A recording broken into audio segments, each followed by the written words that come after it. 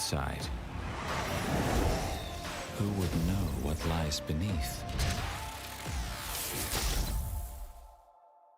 Unleash it with a machine as savage as you are.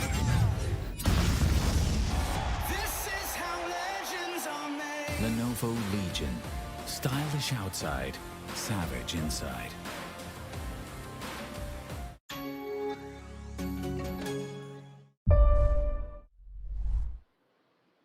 Well. Good afternoon there, ladies and gentlemen. Welcome to the Lenovo Intel presents Rise of Legion for Apex Legends. I'm your cast assassin for on the desk. With me is Cribs, and we are all set and ready to find our top 6 finalists for the grand finals as well. From Qualifier 2, of course. This is the Qualifier 2 finals, day 3. And today, Cribs, is going to be the day where we're going to be getting ourselves 6 more teams that are going to be advancing in towards the grand finals. How are you feeling? I'm feeling really excited and a little bit nervous as well, because we have some really good teams over here in the top order who honestly could take the number 1 spot. But what really matters are the 5th and 6th ranked team. Which one of those teams will take those 2 spots? And I mean, you can sure get to the number 1 spot for bragging rights, but honestly, all you need to do is get in the top 6 and somehow make your way into the grand finals. If you don't, well, then your journey in the Rise of Legion tournament ends here. True that. Let's quickly jump straight in towards the day 2 standings, because that is where we're going to be talking a little bit more about who exactly is that team as well that are, fighting for that 6th spot on the table. We know for a fact that Team Banes, they kind of were towards the very end, almost about to make their way in towards the 6th spot as well, but unfortunately they're still going to be fighting for that 6th spot. So day 2 standings, as soon as they're going to be ready, we're going to be popping them right in front of your screens. But Crips, I feel as if, the side of Team Thunder Buddies, with the amount of performance that they put up yesterday, I feel as if they're not going to give away that 6th spot to the side of Banes. What do you think? Well, Thunder Buddies are performing really well yesterday. They were super consistent. There were like 3 games in which they finished in the top 2. So I would really look forward to seeing them again today, and hopefully maybe even pull off a win, because they got so close, but yet they were so far from a win. They haven't gotten a single W just yet, but still they have a bunch of placement points, because of which they stand at the 6th place currently. I mean, Banes was doing really well on day 1, but then yesterday somehow they slipped, and because of that they are now at the 7th position, and they are desperate to overtake teams like Thunder Buddies and play like pros in order to get inside that top 6. They also need to be careful about Aviator Esports overtaking them and getting Bane to drop down even further. I was about to say, who else doesn't have a win but always finishes top 3? Aviator Esports. Oh, they're really close. 61 total points, and if they go ahead and get themselves a win, or maybe even just do what they do best every single match, they are going to be able to dethrone the side of Team Banes without any issues whatsoever. Team Banes, they are sort of sandwiched right now between Thunder Buddies and Aviator Esports. And Banes, if they don't perform today, they don't manage to get themselves a win or even put up more points, then it definitely is going to be trouble for them, to qualify for the grand finals. And Aviator Esports, they're hot on their heels. And yesterday as well, we saw them every single match finishing top 3 with the likes of Thunder Buddies, Play Like Pros, and even Wood.exe. So yeah, looking forward to seeing what they can do today, because we really don't have to look at the top 3 spots, because that pretty much is already taken away. And the point of focus would be from the 5th and the 6th spot, because that is where you might see a little bit of a shift coming in. Like Watch Apex Boss, they've already taken the 1st spot without any issues whatsoever. It was very easy for them to go ahead and take that place as well. And you did mention yesterday that if they consistently just keep on putting up the points in terms of placements or even kill points, they can easily just take that 1st spot away into the grand finals as well. Like today, they necessarily don't have to get a win. Exactly, and that's the luxury that you get by staying on the top. I just hope that they don't have a too steep of a fall. Even if they fall from the 1st place, it's completely okay, because they'll still be in the top 6. But let's see who gets in the top 6 this time around, as we are about to jump into the first game, ladies and gentlemen. The dropships are live. Yeah.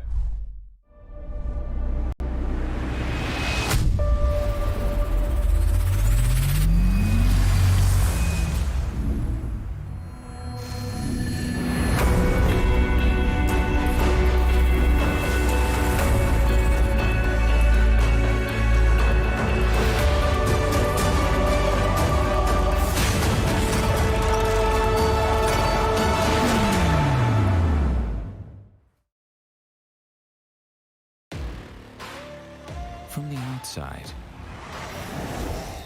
who would know what lies beneath? Unleash it with a machine as savage as you are. This is how legends are made. Lenovo Legion. Stylish outside, savage inside.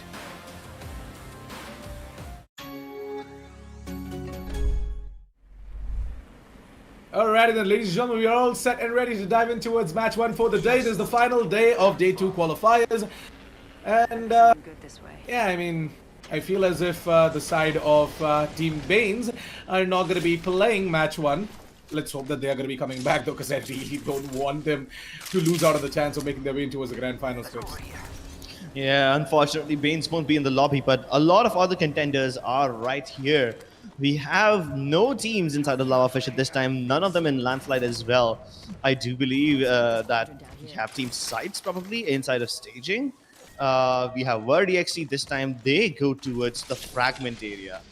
And that's pretty exciting because there's two more teams in fragment, total of 3, and 1 in village, which means there could be potentially a 4-way fight inside fragment right now, right at the beginning.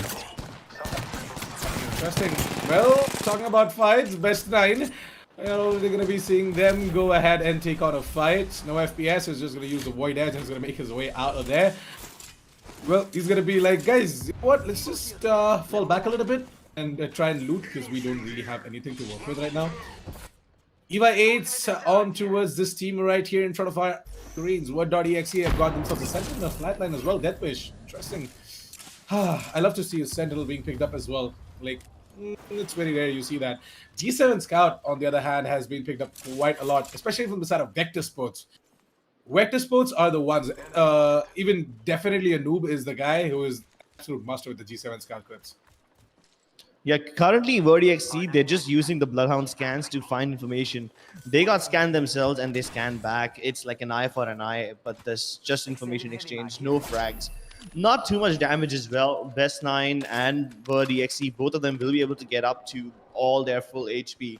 But those were the only 2 teams fighting. What about the other 2 that were over there? They currently haven't participated. They haven't even shown their faces just yet. And let's see if these guys can actually use that stealth to their advantage, or they will try to, you know, make their presence known and try to initiate a battle first. Well, if the Gibby is going to be running like this, I don't think so. Stealth is something, but okay. The Bloodhound and the Wraith, they definitely are like pretty good escape artists right there, especially Wraith. Yeah, most people, they use the Void's Edge to get away from troublesome situations, but unfortunately, because you can see the trail of Wraith, most people will end up following her as soon as you press that Q button. Yeah. So I guess the best way to deal with, you know, the best way to Void Edge out is to get out of the troublesome situation and then go back towards your team, so that even if they follow you, like, they will almost always run into multiple players and they won't be able to isolate you out. Aviator Esports on the opposite side of the map. And I feel as if the side of Best 9 are going to have a little bit of a problem, especially Vishnu Lala. He's taking the fight with an RE45. Quite adventurous, but yeah. That too I'm against a not charge sure. rifle. Exactly. I'm not really sure what he's trying to do, but hey, good luck, buddy. And I mean, there is a longbow that you can use for now. Yeah, but at the same time, I feel as if Vishnu Lala is going to be left out with nothing. His teammates are taking absolutely everything. Vishnu Lala is just taking the fight with the RE45. This is fragment. They're in the streamer building. This building alone has almost as much loot as an entire city. I mean, yeah, that's probably the most loaded building in the city. Yeah, and you're in fragment too. There's like multiple places that you can loot. So I don't think loot is something they need to worry about. I mean, take a look at this. It's like 2 minutes, 3 minutes into the game, and they already have purple shields. So yeah, that tells you everything you need to know. But at this point, Aviator Esports are bored. We saw Best 9, we saw WordEXE just land shots, take pot shots at each other inside a fragment. No damage done. Okay, a little bit of damage was done, but no kills just yet. Not even a single knock. So yeah, Aviator Esports are like, yeah, let these guys fight each other out, and we'll just ignore them and move over towards the circle, maybe deeper inside the circle, and not just towards the edges to gatekeep them or something. Gatekeeping in the first circle is like, okay, what's the point really? Do take a look at the circle. It's going towards thermal station. Everyone needs to move south. We have team sides who are currently on the top of the epicenter mountains, just overlooking the fragment city. Now, whether they choose to go through it or go around it is a choice that they need to make. And honestly, it probably won't matter too much because no teams are left inside of fragment right now. Everyone's trying to move towards the circle already. The one few teams who have probably scanned the circle are already going towards the scout, but here we have OP skills using the dead totem, and they're trying to fight against Team Alu. Let's see if they're able to connect these shots, because the first wave of the people in death protection has been sent back, which means they need to use their medkits, they need to shield up, and they need to re-engage. But no, it's Team Alu who engages them first. They're the ones rushing in instead. They want to capitalize on the lack of HP on the remaining players, and oh my lord! Pick up the Shamu, a double kill for him, using the Prowler and the Volt to absolute perfection, and he destroys them. And just like that, ladies and gentlemen, we have our first victims.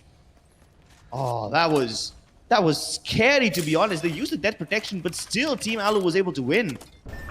Yeah, despite all of that resource being pulled out as well, it was the side of Team Alu.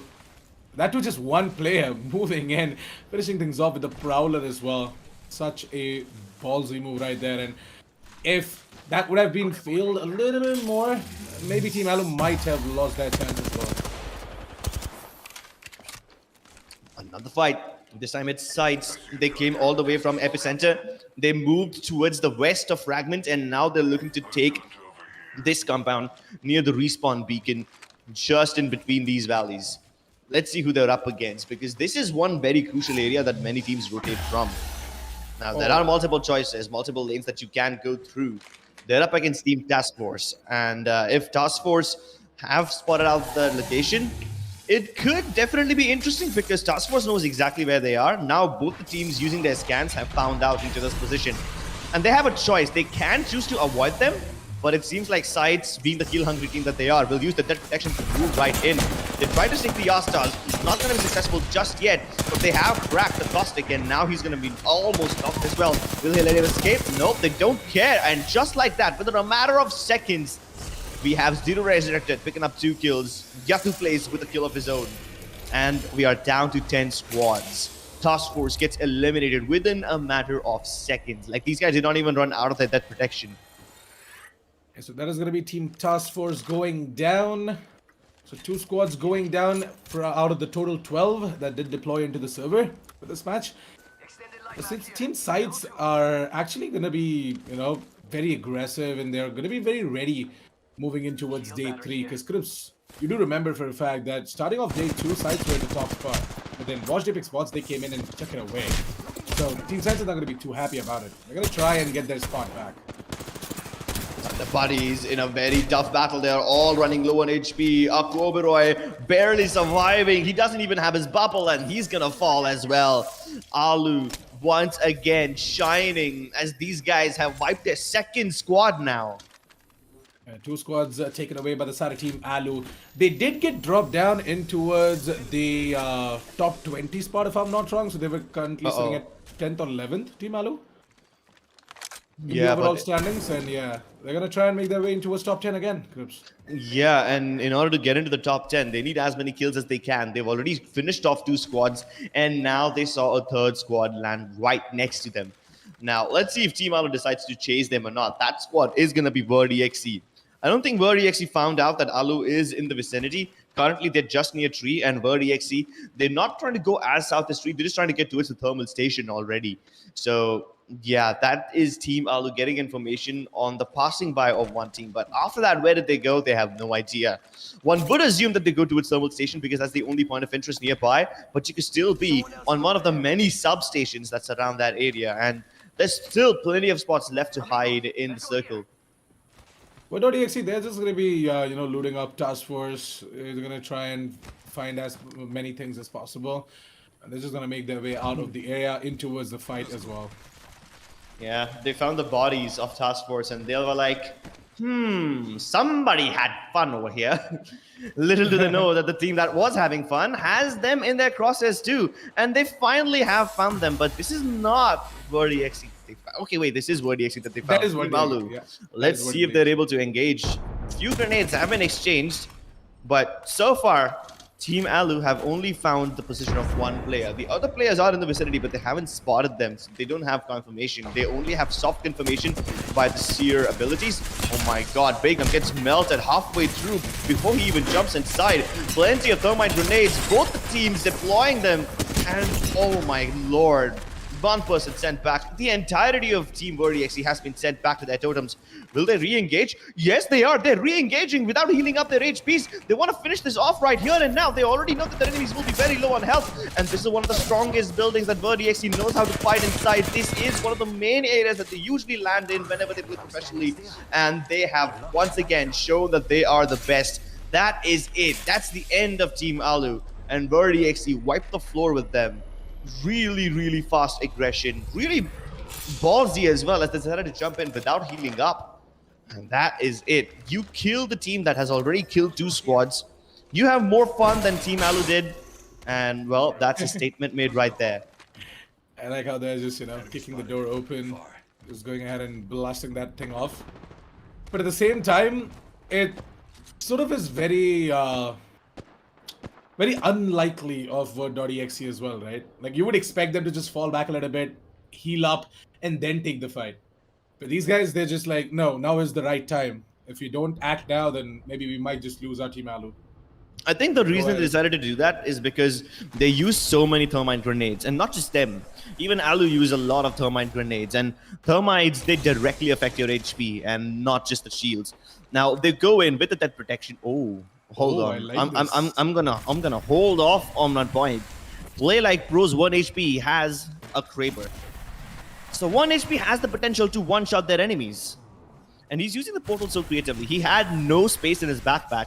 So he's going to go back up, drop shields and Phoenix kits, and then go back down the portal to pick up the remaining stuff on the care package. And look at this fortress that they've built so far. This is one of the higher places that you can get into on Thermal Station. There is only one way to get up here, and that is either via a jump pad, or you can take the zip line, which is almost like a suicide sentence. The moment you climb up on that zip line, you will be, getting shot. And of course, at this point, you've got the Kraber now.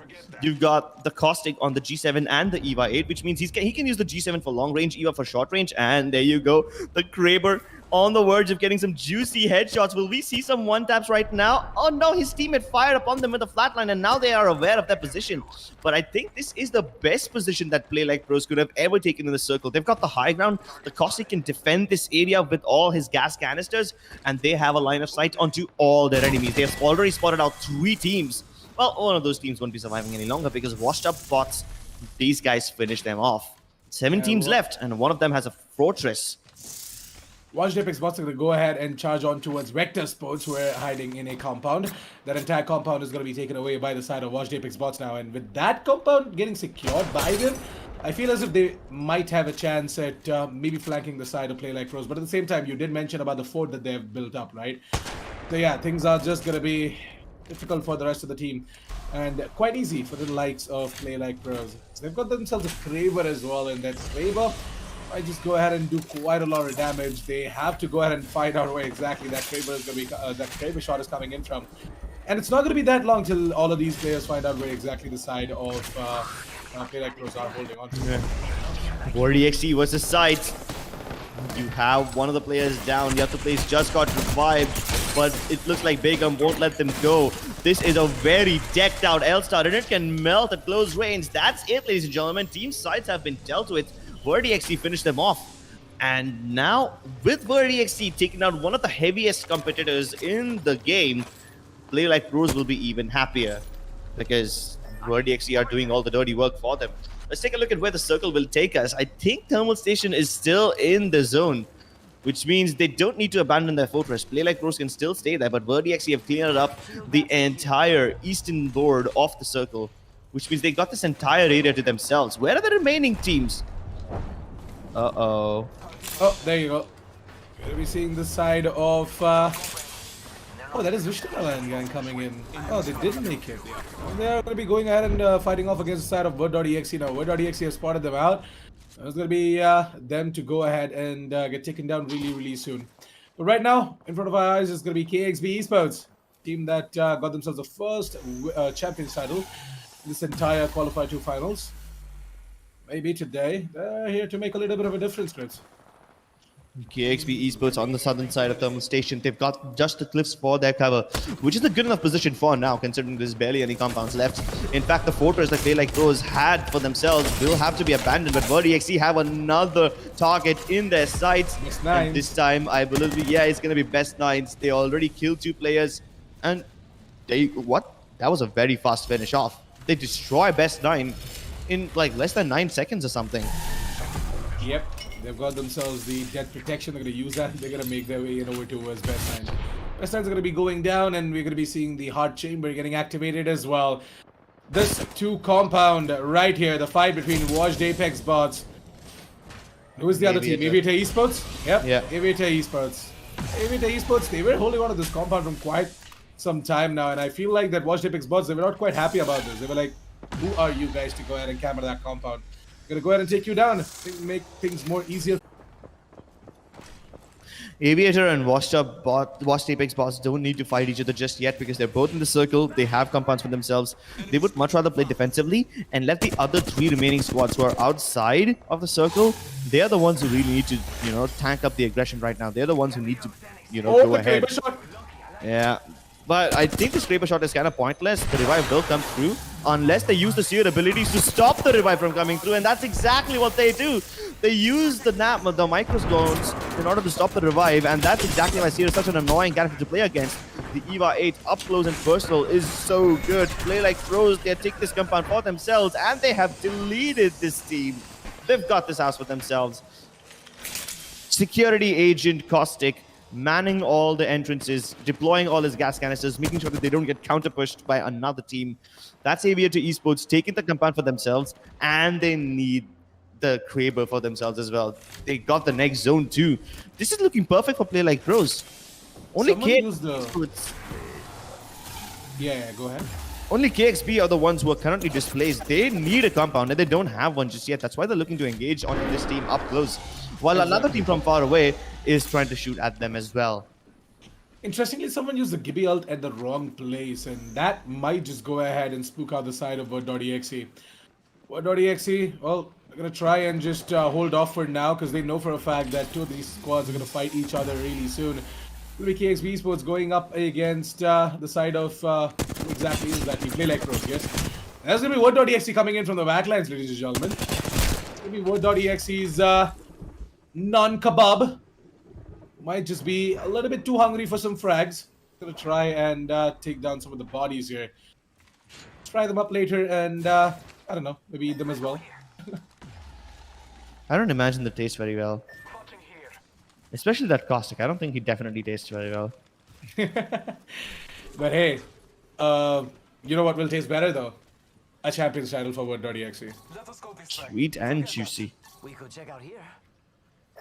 I mean, we all want to see them on that champion title as well. Every single time they bring it really close, but then they get taken down while rotating, or some other squad just come in and sandwich them inside a building. This time around, though, they're not in a building, and this time it is actually the likes who play like pros in a building. One guy's got himself an AR and a Kraber. So Kraber, you can obviously throw it out of the window because this short range fight, we're not going to be seeing the Kraber in action anytime soon. But hey, Word.exe. Spotting out that seer right there is going to be on kebab to take on top of that building and try and easily take them out. Oh, the Arcstar is going to come in as well. That just forced the issue, and oh, look at the amount of damage it's doing. And whoa, non-kebab took down Ronin with the thermite. Oh, they escaped. They use the Valkyrie ult. Yeah, they use the Valkyrie ult and they try to escape. But where will they go after this? There's barely any place left in the circle, and whenever you land, there will be someone on the other to take care of you. In fact, this was the only place of cover inside the circle. This is one of the only compounds left, and now it's been contested. One of the teams escaped out. Word.exe still are on top. KXB Esports tried to escape, but when they land, I don't know what's going to happen off them. And there you go. The Valkyrie has finally been put down on the ground. No more escaping for you. You escape just for a second and came back down, crash landing. Play Like Pros, they know that World DXC are on top. Can they make quick work of them? They have a really good defensive setup for now, and at this point, the Kraber can be of absolute importance. One shot and knock with the Kraber means that you will not only have enough time to initiate the fight, and they won't have time to revive, but also a single knockout right now, along with the Seer micro drones, means that you can't even revive them even if you want to. Aviator Esports, caught between both of these squads, Wood.exe and Play Like Pros. Aviator Esports, all they have to do is just chill out a little bit, maybe, let both of these Titans take on against each other, and then come out as the second team or even the champions in this match. But hey, only time will tell. It'll be down to how exactly they are going to play it out as well. They're lucky enough if Bird.exe or the side of Play Like Pros decide to take them out. They can keep a chill for now. Yeah, but Word.exe don't have a Seer. They only have a Bloodhound. And they've spotted out and scanned both the remaining teams. So now they know that there's one team under them and one team in the building across. Now, when the circle starts to shrink, the building across will be the ones that need to move first. And that's exactly what they're doing. Play Like Pros have already put down a very safe portal, which his teammates can take.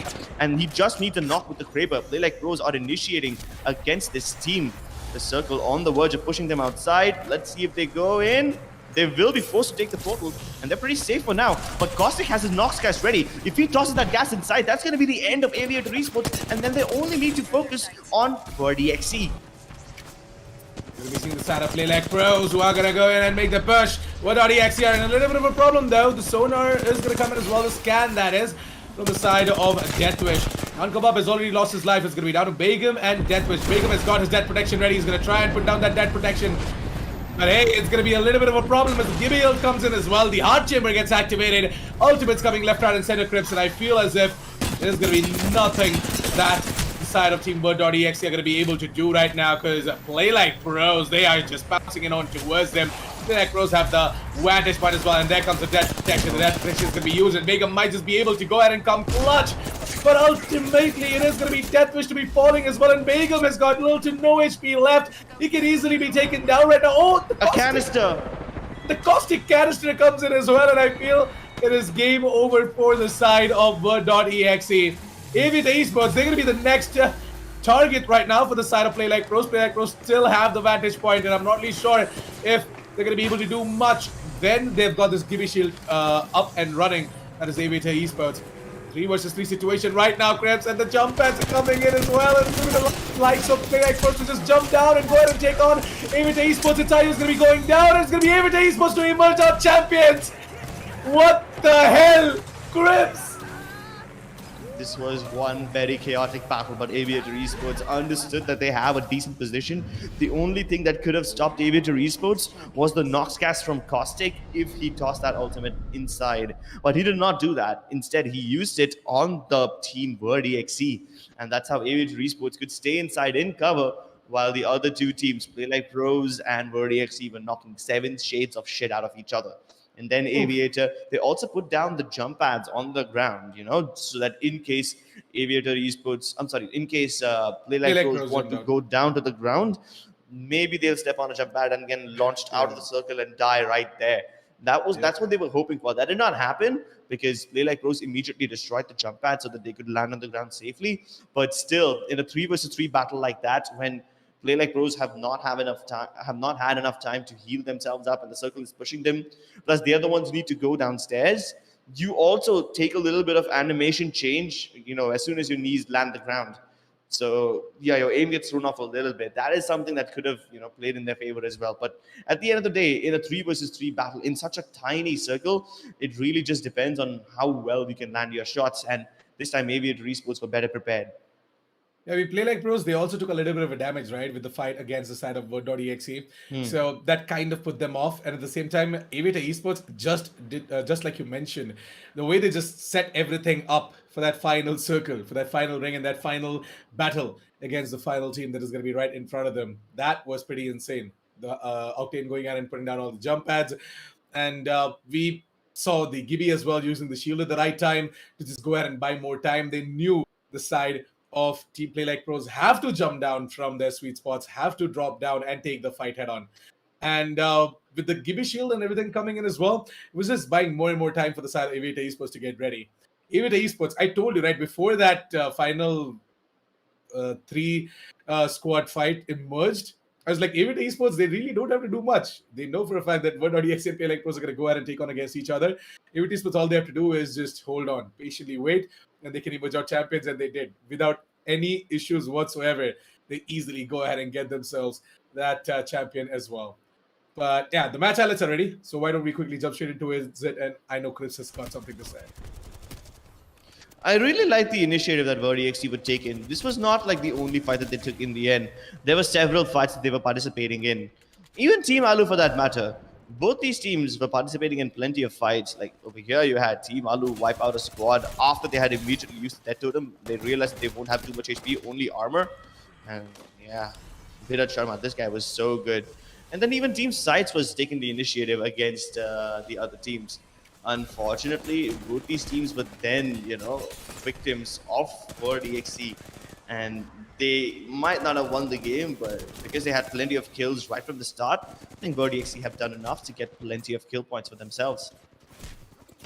That's true. Word.exe, they have done quite a lot. Just like every time, right? They rack up the kill points, they dish out the damage, but still, I feel like my wish is never gonna be coming true of seeing Word.exe emerge out as champions. Really just want to see them go ahead and take the win in day 3. At least, go ahead and challenge the likes of Sights. Sights, right now, they were also very close to going ahead and getting their spot back. But unfortunately, match 1 wasn't the best for them. They got taken down immediately. Word.exe, they definitely are going to challenge the side of Watched Apex bots. But for now, though, I feel as if Aviator Esports, from that 8th spot, they might have jumped above Banes and easily given a tough fight to the side of Thunder Buddies as well. Thunder Buddies, unfortunately, didn't have too good of a game this time. They might have gotten placement points, but not too many kill points. Word.exe, on the other hand, this is just yet another instance of them going around and destroying their enemies without even caring in the world. And they were able to destroy that opponent so quickly, right? Like the moment they're initiating the fights, they end the fights in like 30, 40 seconds max. And because of that, they don't get third party too, because the fights don't last long enough for the third party to arrive. So yeah, the side of Play Like Pros, the way they played it out, it was pretty impressive. I thought that maybe Play Like Pros, the amount of loadout they have and their entire setup, they might actually go ahead and take the Champions title as well. But fortunately, Aviator Esports, well, they just played their cards right. This fight was pretty unfortunate for the side of Word.exe, don't you think? Like, similar to this, I guess something like this happened yesterday as well. Word.exe, they had to make the push because of the ring. Oh yeah, that was when Watched Apex bots were emerged out champions on towards staging. Do you remember? Over here, Yeah. Word.exe fell victim because, first of all, they lost a member to the Kraber. Yeah. Then there was a defensive bombardment, which means the 2 remaining players also are very low on HP and stunned. And the moment they tried to go for the revive, there was a micro drone assault on them, which means they can't even do that. So yeah, that was the really, really unfortunate thing that happened to them. Even the death protection was activated a bit late. And you see, the totem is outside the ring, which means you spawn outside and you're already taking ring damage. And that's just unfortunate. Yeah, I'm not really sure why there was a delay for them to go ahead and activate the Death Totem. I could have used it a little bit too early when they knew that Play Like Pros were really close to just coming in and taking them down. And look at this, the final battle. Oh, look at the ring shrinking in and all of these guys taking so much damage as well. That's small of a ring, and inside of that ring as well, there were like 2 jump pads right there. That was pretty Exactly, not intense. one. Not even Yeah. one, 2 jump There pads. were So 2 jump pads inside. There was actually like a 4 jump pad setup right there by the Octane. But then the 2 jump pads, as you did mention, were destroyed by the side of Play Like Bros to try and make that jump. And there were 2 more left out inside of the ring. yeah, and at that point, the jump pad is almost like a landmine because it will yeet you out outside the ring. And by the time you're able to jump back inside, you're pretty much already dead. True that. That was a brilliant move coming out from the side of Team Aviator Esports as well. And as soon as the match standings are going to be ready, we're going to be jumping straight in towards the match standings as well. Because match standings are going to tell us if or not the side of Aviator Esports are going to be able to dethrone both Banes and Thunder Buddies. Because Thunder Buddies, so Banes did not play this match. Not really sure if they're going to be playing the rest of the games for the day. But if they are not, then they're already going to be done and out. Thunder Buddies did not get a lot except for the placement points, like Chris mentioned. So I feel as if with the amount of points, the kill points, and the placement points that these guys might get, the side of Aviator Esports, they should pretty much be at the sixth spot. Yeah, but I think VerdiXE will still have more kills than them. Like Aviator Yes. Esports only fought the last remaining squad play like pros, whereas Verd.exe have been just wiping out squads left, right, and center before they even got to the final circle. True that completely. And I feel as if we are going to be seeing a little bit of a shift coming in towards the top three spots as well in the overall standings, where the side of Word.exe might just go ahead and dethrone someone over there. We might see Vector Esports going down, but not really sure though. Vector Sports kind of had a tough time, batch one for the day. They got immediately taken down as well. They got pushed in by the likes of Sites, if I'm not wrong. Was it Sites or Word.exe? Someone came in and took them down as well. While they were trying to engage the side of Play Like Pros, they were just behind Play Like Pros. So Play Like Pros were holding on over towards the thermals, and the side of Vector Sports went into the compound just behind that fort that Play Like Pros did put up as well. Unfortunately, we did not get to see any action over there, right? Like we would have loved to see all those caustic canisters just popping off and that fort getting absolutely fortified as well. But yeah, Play Like Pros, they had to make the push because of the ring closing in on towards them. Hey, the standings are ready, so why don't we quickly jump straight into the match standings and see how many points did all of these guys bag as well. What.exe with a total of 18 points, Aviator Esports with 15, Play Like Pros with 15 as well, Team Alu with 8, Watched Apex Bots with 7, KXB Esports on 6, Sites on 6, Best End with 3, Vector Sports with 2, and Thunder Buddies with 2 as well. So yeah, Vic, I feel as well, Aviator Esports, they might just quickly go ahead and take on the likes of Thunder Buddies because the difference wasn't that big, right?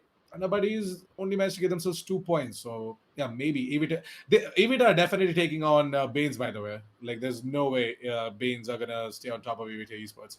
Because there was just like a difference of 2 or 3 points for the side of Aviator Esports against Banes. And that has easily been covered as well. What.exe, on the other hand, despite not having the wins, look at the amount of kill points, Crips, every match. War.exe with 11 kills this time around. They finished third. They died before Play Like Pros and Aviator Esports did, but because of the number of kills they have, they end up getting more points than anyone else in this match. Play Like Pros, they eliminated two teams. One of them was Word.exe, and I do believe that they picked up a fight early on inside Fragment as well, and that's why they were able to pick up their second squad wipe. Aviator Esports, on the other hand, I mean, I don't know what to say. These guys had really good circle prediction. They had good decision making as well. Only one squad wipe, which is okay, but you get a bulk of placement points, 12 of them to be exact.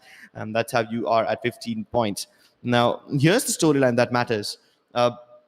You mentioned that the team of Banes are not playing anymore. So, yeah, Aviator Esports might just be able to overcome Banes and get to the seventh spot. But since over here Thunder Buddies did not do well, I think Aviator Esports might have done enough to get inside the top six already. They might have surpassed two teams at the same time. I feel like, yeah, that is something that is about to happen.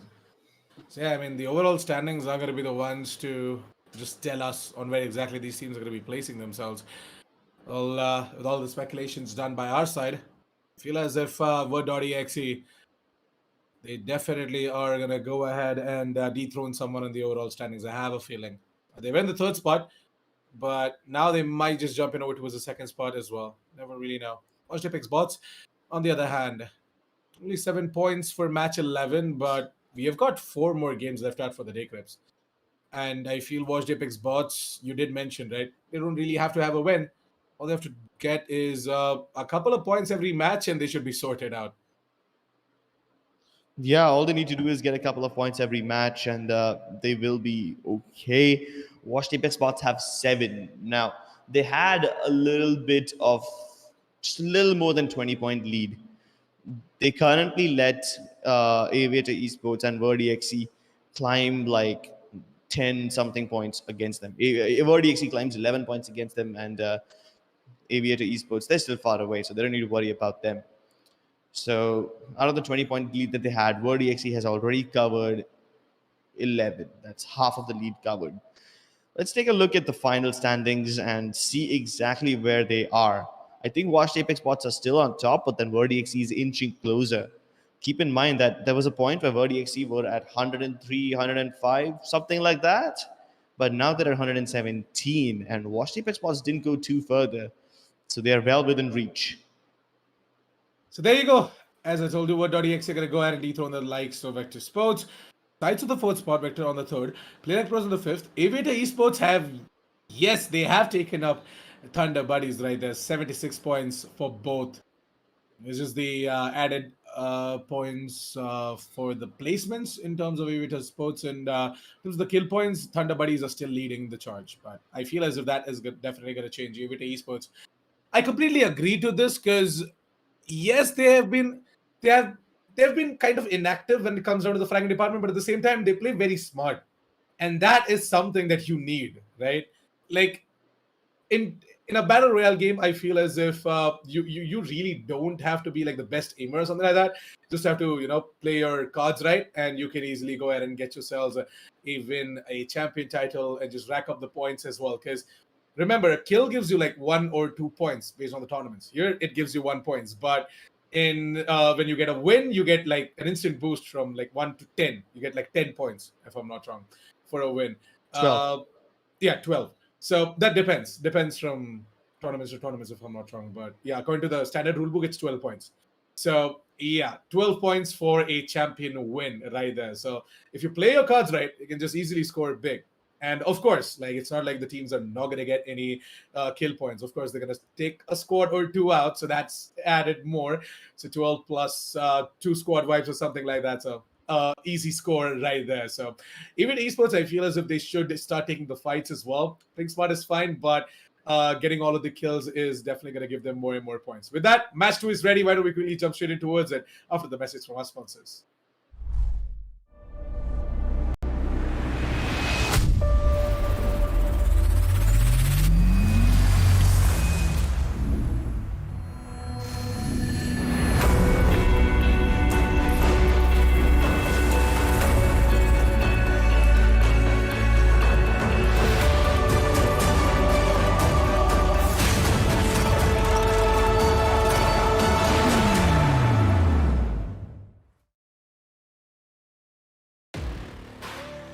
From the outside,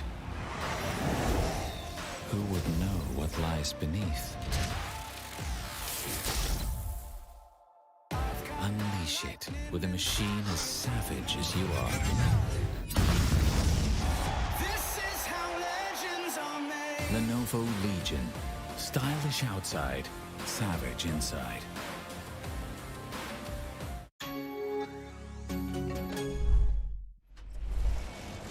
Welcome, ladies and gentlemen, to match 2 for the day. That's right. You guys are watching the Lenovo Intel presents Rise of Legion for Apex Legends, and ready to dive in over towards match 2 for the day. Match 1 just got finished, and yeah, Aviator Esports did get the champions title right there. Let's see who exactly is going to be the team to go ahead and take the champions title for themselves in match 2. We're already seeing a fight happening in towards Fragment, by the way. There's going to be Task Force to be on the roof, and who exactly is below them? I feel as if Task Force, they have to quickly go ahead and start looting up as well. Crips did mention the fact that this building contains more loot than an entire city. So, yeah, let's see if the side of Task Force can go ahead and take down the side of Best 9. Best 9, this is their entire home ground, by the way. Every single time they love to drop it over towards this building. And yeah, Crips, you did mention that this entire building contains loot more than a city. So, yeah. We can evidently see that happening right here as well. As all of them have got themselves Prowlers and Zambiques. They're already taking the fight. Best Nines have taken down the side of Team Task Force, and they've emerged out victorious in this fight, and they have claimed their right on this land. Yeah, I really like the initiative from Snow FPS. He was able to chase that Octane all the way from the third floor to the bottom. And then as soon as he was getting double peaked, his teammates arrived. But no, they're not even done healing yet. And before they're at full HP, Verdi have arrived to third party on this one. They're a little bit late. If they arrived like 10, 20 seconds ago, then they would have been able to catch the entirety of the enemy team with very low HP. Well, Begum just use himself the ultimate accelerator. What?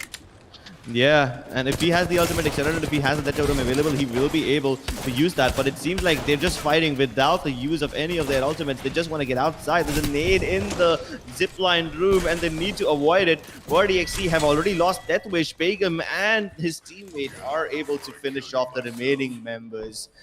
Oh, that was such a close fight. They almost lost it. Begum started to pop that ultimate extra a bit too late. If he had that dead totem available, he would have been able to very cleanly finish off the enemy squad. But he never needed it. And now they can loot the dead bodies of both Task Force and Best 9.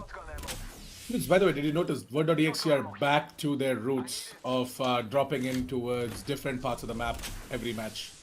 Yeah, they realize that they need to build a buffer. If they don't, well then Aviator Esports and washed up bots, they will all catch up to them. Like Aviator is already on their way up, and they realize that washed Apex bots, they just happen to have a bad game, and that's why VerdiXC were able to catch up so much.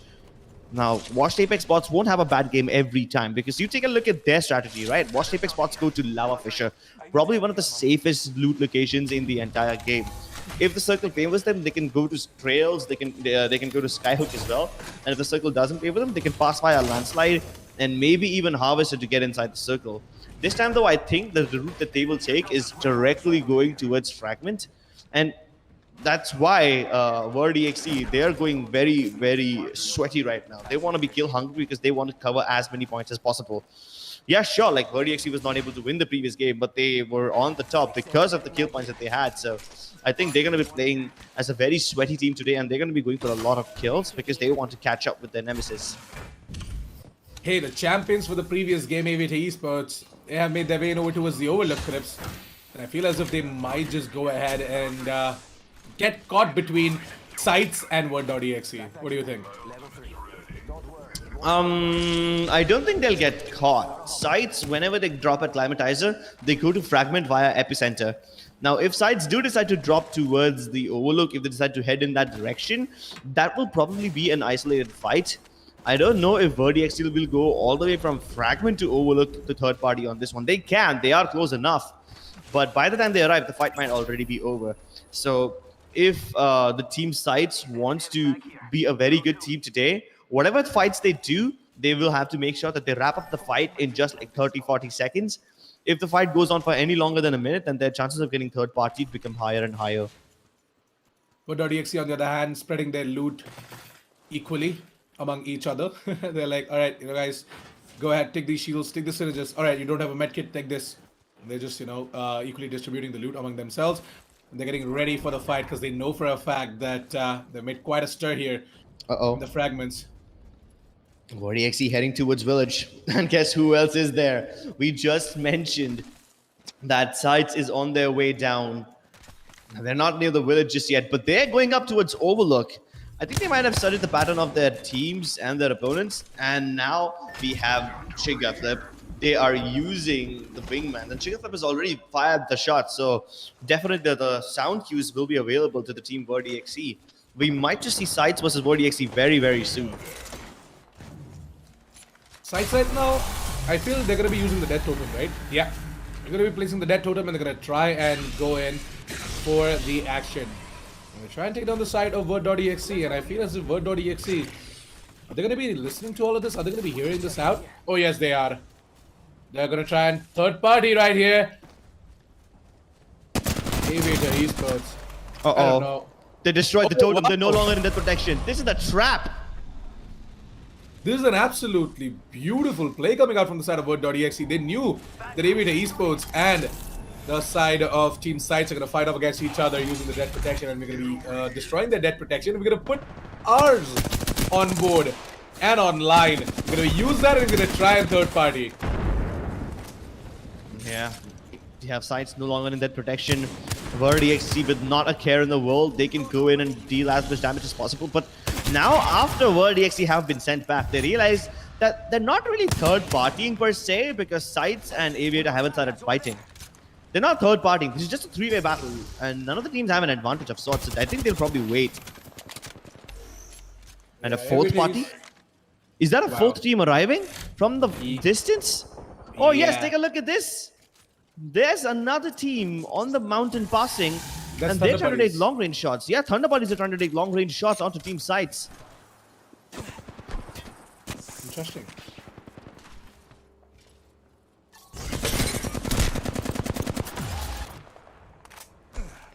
Oh wow, Team Alu are here as well, Crips. Are you seeing this? They've got them to the death section. And they arrive out of nowhere and they're gonna go ahead and take down Zero Resurrected most probably. But no. The other place is gonna go ahead and save him out. And Team Alu gonna be looking Shamshu this year. Intel Gatherer for the side of Team Alu. Remox and Shams. Pretty sure exactly they're gonna be able to do this though, but they are making things happen. Two of the players from the side of Team Sights are down, and it's gonna be left out with what, one player? Oh my god, this is such a sweaty game. We were seeing Aviator versus Sides versus VRDXC over here, but now VRDXC have lost two members. Begum on the verge of dying himself just pops a shield in the nick of time, and somehow Team Alu have arrived as a fifth party.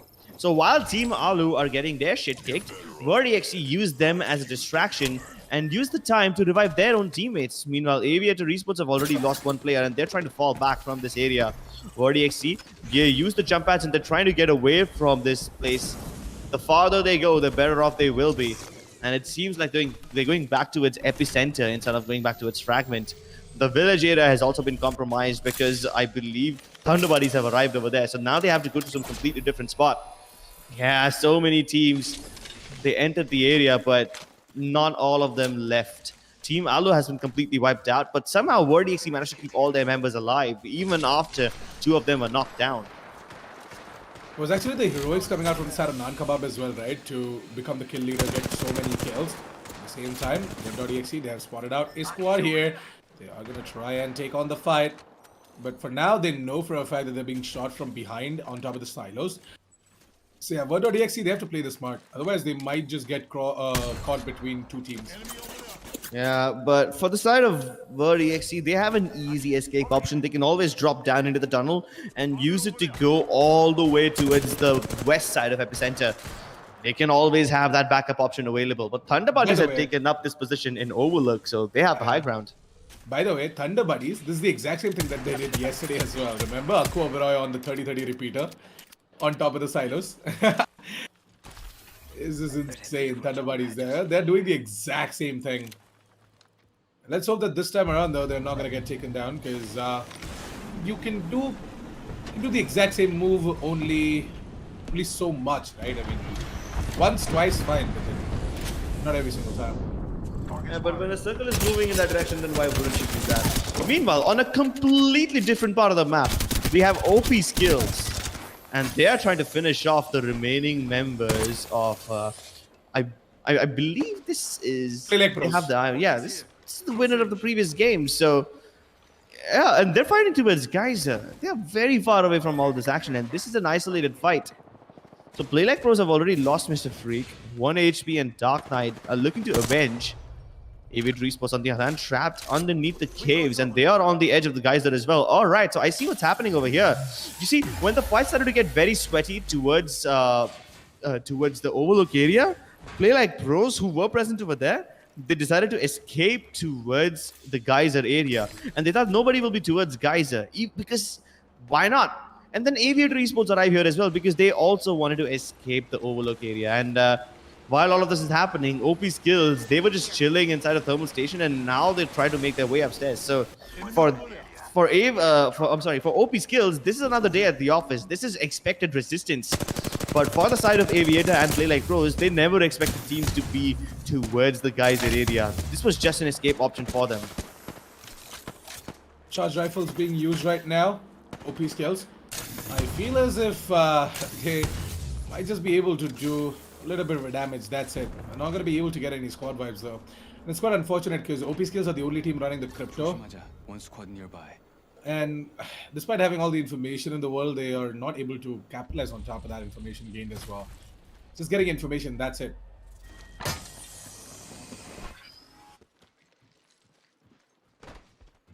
Word.exe. Now they're just chilling right here inside of this building. They're gonna use this compound. They know there might be a team coming in really soon. This is sort of near the edge of the circle as well. Hey, there you go. That's the team that I was talking about. The Sears can is gonna come in. Signature ability, and I feel Word.exe, they're gonna evade that signature ability as well. So Word.exe is still keen on staying just on the edge of Overlook. This is still towards Village. Now, I want to find out something. That team up there is Thunder Bodies, right? If Thunder Bodies is still up there and Word.exe is still here, which means only Aviator Esports exited this area. Play Like Pros, I mean, they were trying to exit. They were successful. Both of those teams went towards Geyser. After that, where did they go? We have no idea. But Word.exe have realized that this area suddenly has become a lot less populated. There's not as many teams over here as there were before.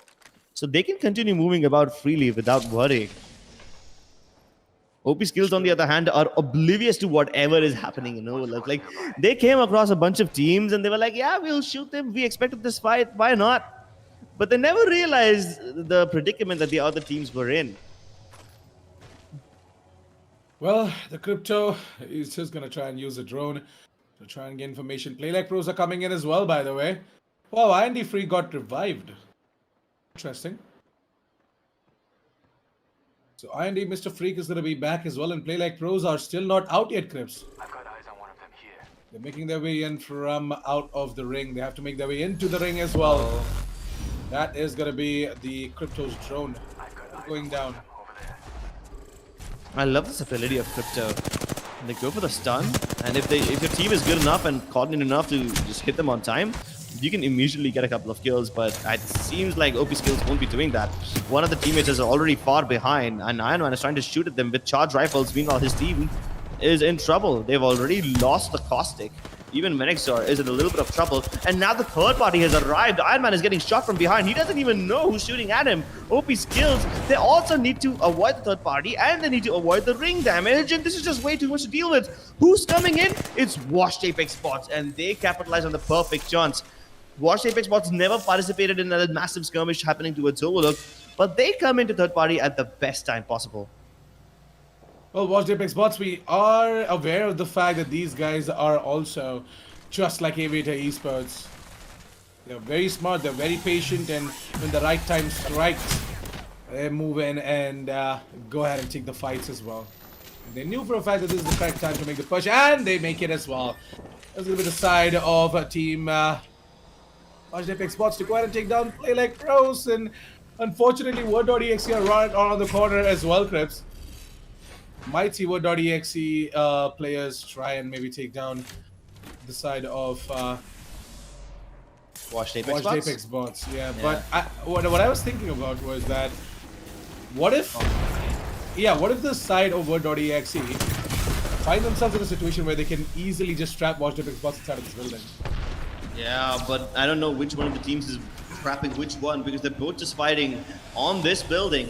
Two players on the floor upstairs, two downstairs, and it seems like Washed Apex Bots wants to get out of this area. They want to activate the death protection as quickly as they can. That's why they're letting Metro Legion use that ultimate accelerant, but he still has a long way to go before it's active. 78%. That is how much progress of the death totem is at right now. And if they can delay this fight for just a bit longer, it will be very, very beneficial. Yeah, Washed Apex Bots, well, they're gonna retreat right now.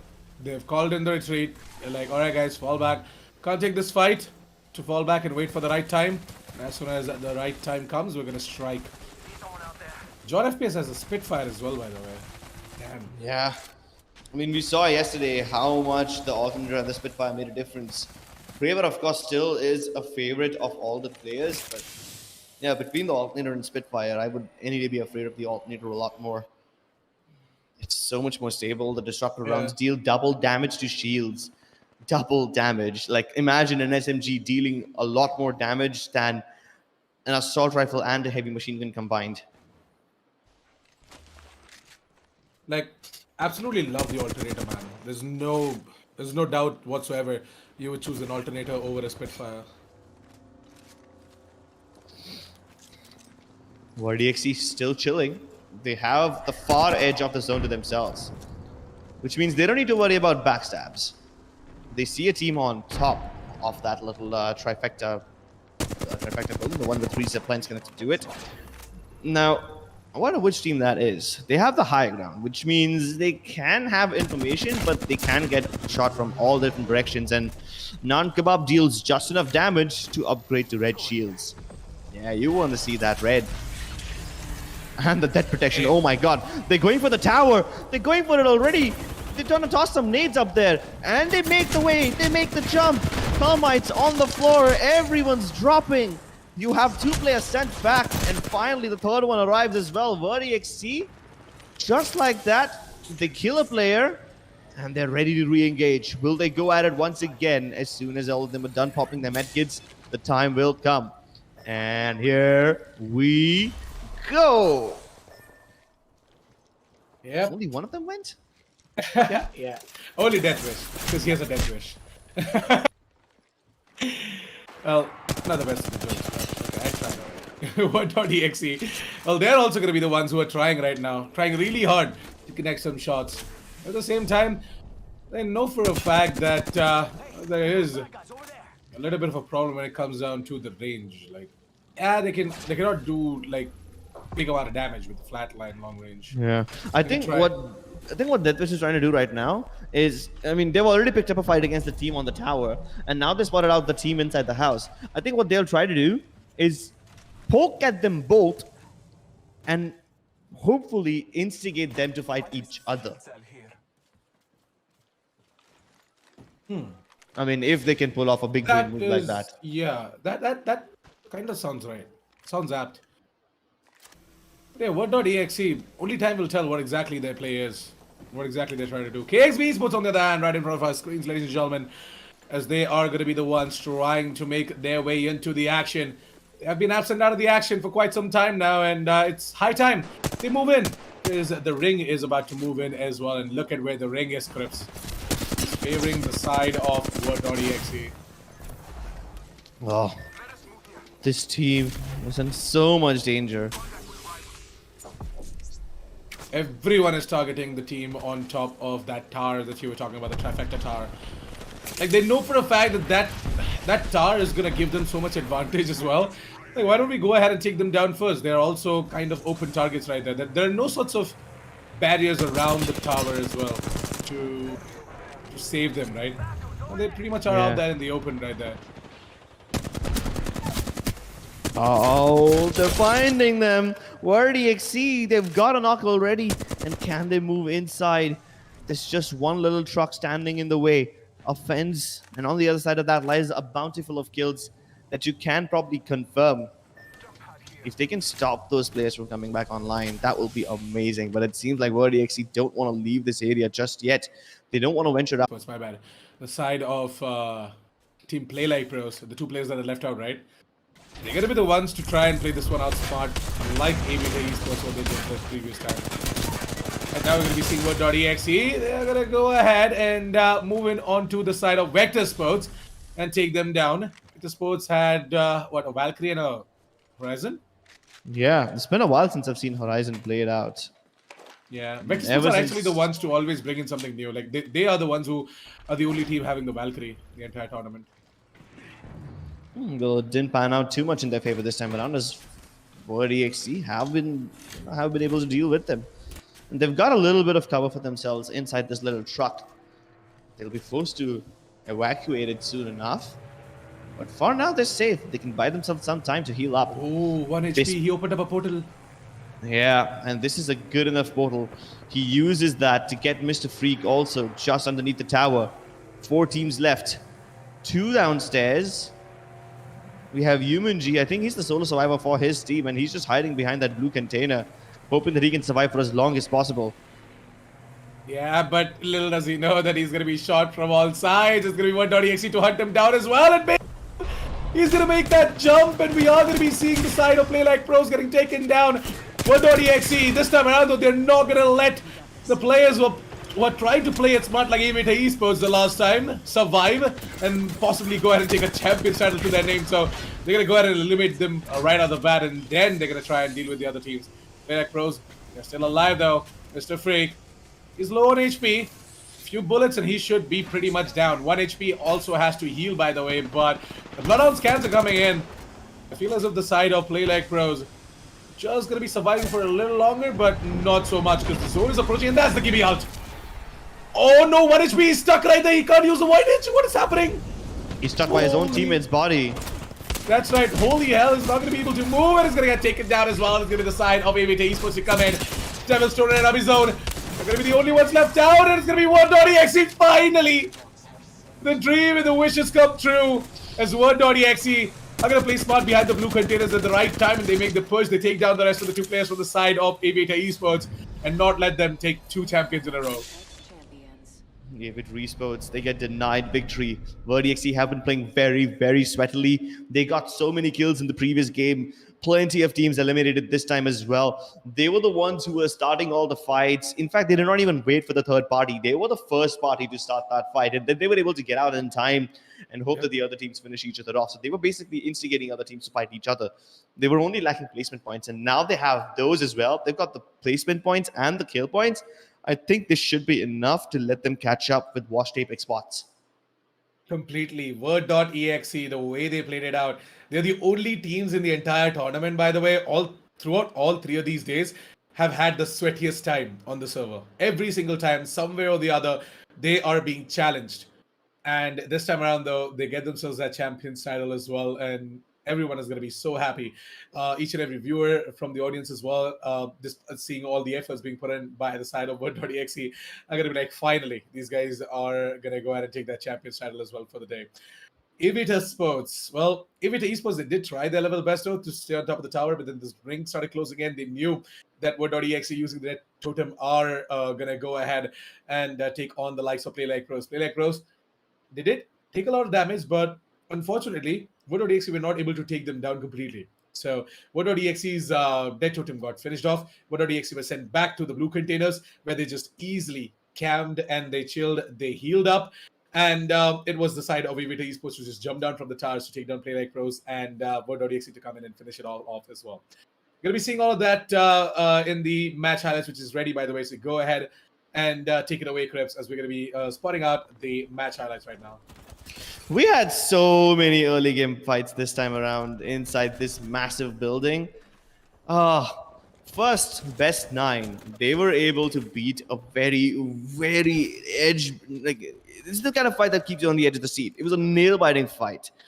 Best 9, somehow they survive, but then the moment they're done healing, VerdEXE comes in, and yeah, that was basically where the sweating began for VerdEXE.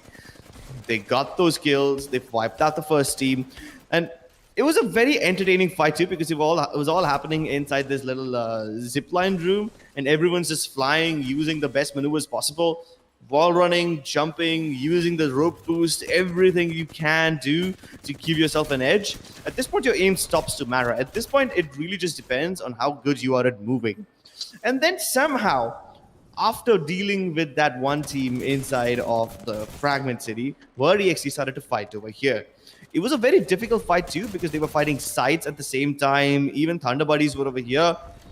But even though 3-4 teams were involved, somehow Team Alu jumped in. They committed fully, and they were the ones to die. So Team Alu, I mean, they were not even participating in the fight, but then they full send it in.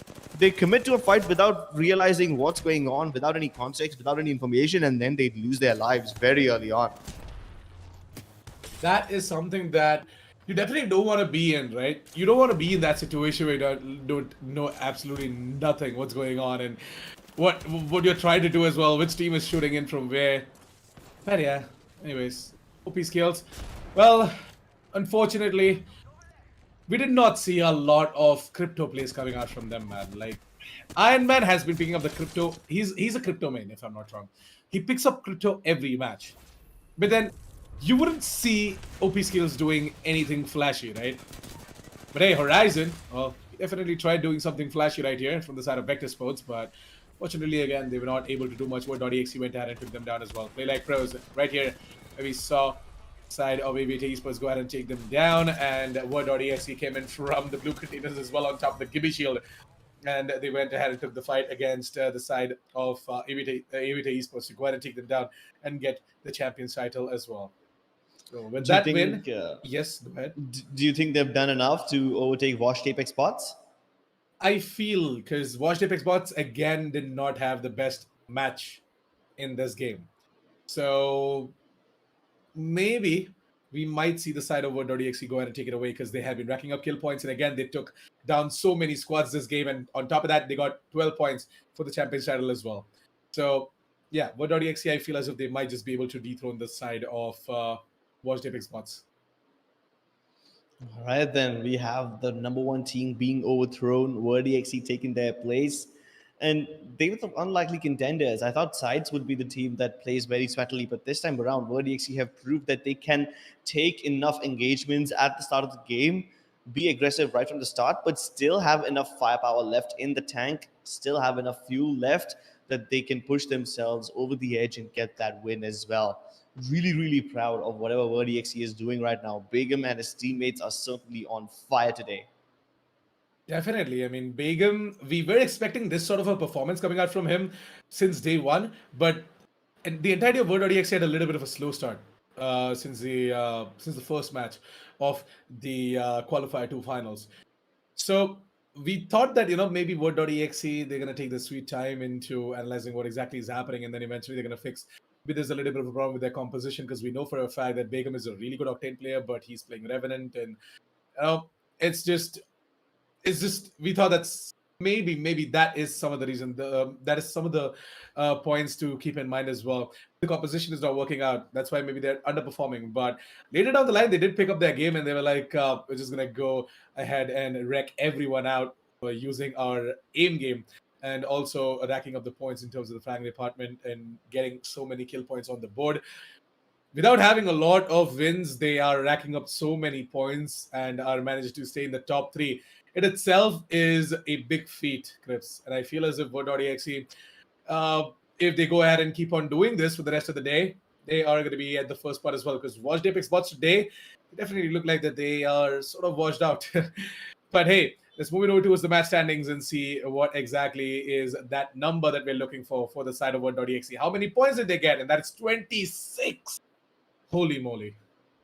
Jesus. Yeah, they are definitely over Washed Apex Spots right now. Washed Apex Spots with only 6 points in this game. 3 kills, 3 placement points. They had like 1 squad wipe, and that was it. Even Esports tried to go for a similar playstyle like the previous game. Like they were playing very passively and they were just trying to hide and get to the top spots using placements. Yeah, sure, they were able to pick up some kills, but 14 kills, Assassin. 14 kills. I mean, Insane. one squad has 3 people, so that's 3 times 4. They wiped out 4.5 squads. That sounds like the start of some comedy show, but hey, this is no longer comedy. This is a horror show for every other team because they have to face WordEXE, and these guys are looking like monsters right now. They definitely are the demons. I mean, the monsters under our beds. Definitely the monsters under all of these other teams' beds because, yeah, these guys are going to have a lot of nightmares because Word.exe, they're not stopping, man. Today, they've just taken it to another level. And 14 kill points, just saying that again and again, looking at that number just scares me, Crips. I know it's enough to scare anyone, enough to scare Washed Apex Spots because they need to be running on all cylinders right now if they want to keep up with WordEXE. They And definitely must have overtaken them. yeah, and you know what's interesting? Play like pros, they only have 1 kill point, but thanks to that placement, that third place spot, they got themselves 7 points right there, which brings them on top of KXV, Sports, Vector Sports, and Watched Apex Bots. Watched Apex Bots had 3 kill points, by the way. Vector Sports had 2, but still, above all of them, thanks to Play Like Pros just surviving. Those 2 players, they came out massive in order to put up this 8 points that you're seeing on the board right now. If they wouldn't have survived, they already had lost 1 player, remember? And they were only running that 2-man squad right there. They had to just survive, and they did. That is something that made a difference. The overall standings are ready, so quickly jump straight into us the overall standings and see if Word.exe have done what me and Crips kind of speculated. And yes, they have 143 total points, and at the first spot, Word.exe have done it, Crips. They definitely have done it. Word.exe, they not only overtake Watched Apex spots, but they put up a little bit of a lead, 5 points to be precise. Player like Pros trailing close behind, but not that close. They still have like 20 something points to cover before they can reach the level of Watched Apex spots. Vector Sports, now these guys are pretty close to Player like Pros. They have like 1 point difference, so these guys can keep interchanging positions every now and then. Sites is also pretty safe inside the top 5 with 108 points.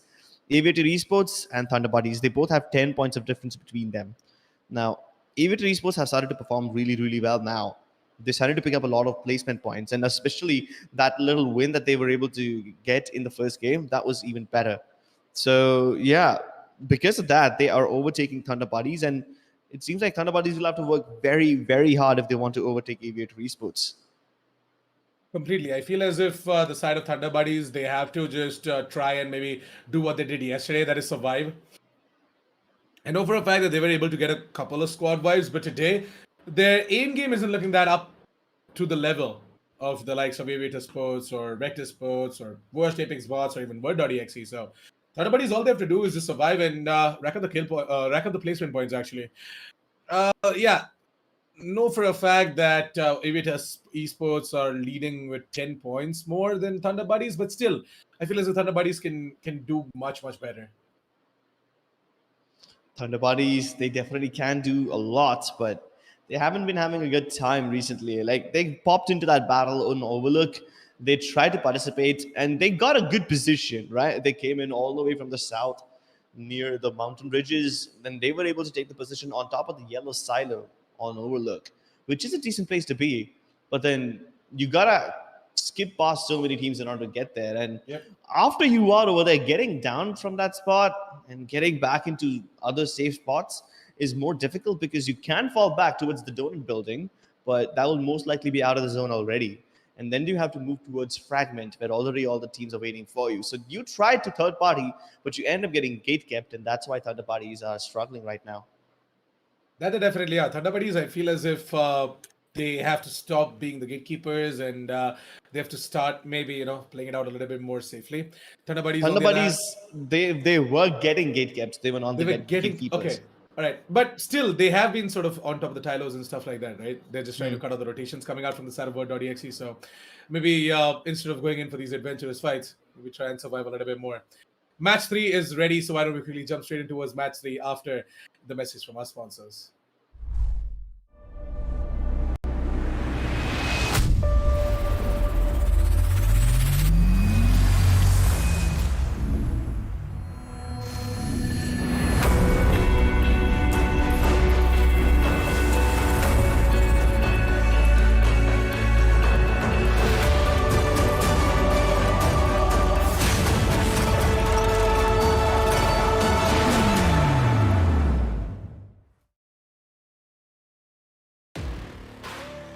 From the outside,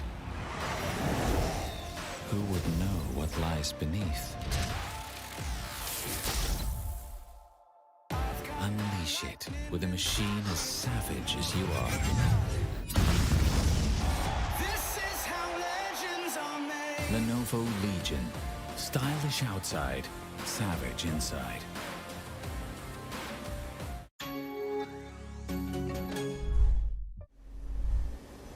Welcome, ladies and gentlemen, to match 3 of the Lenovo Intel Presents Rise of Legion for Apex Legends Day 3 of Qualifier 2 Finals.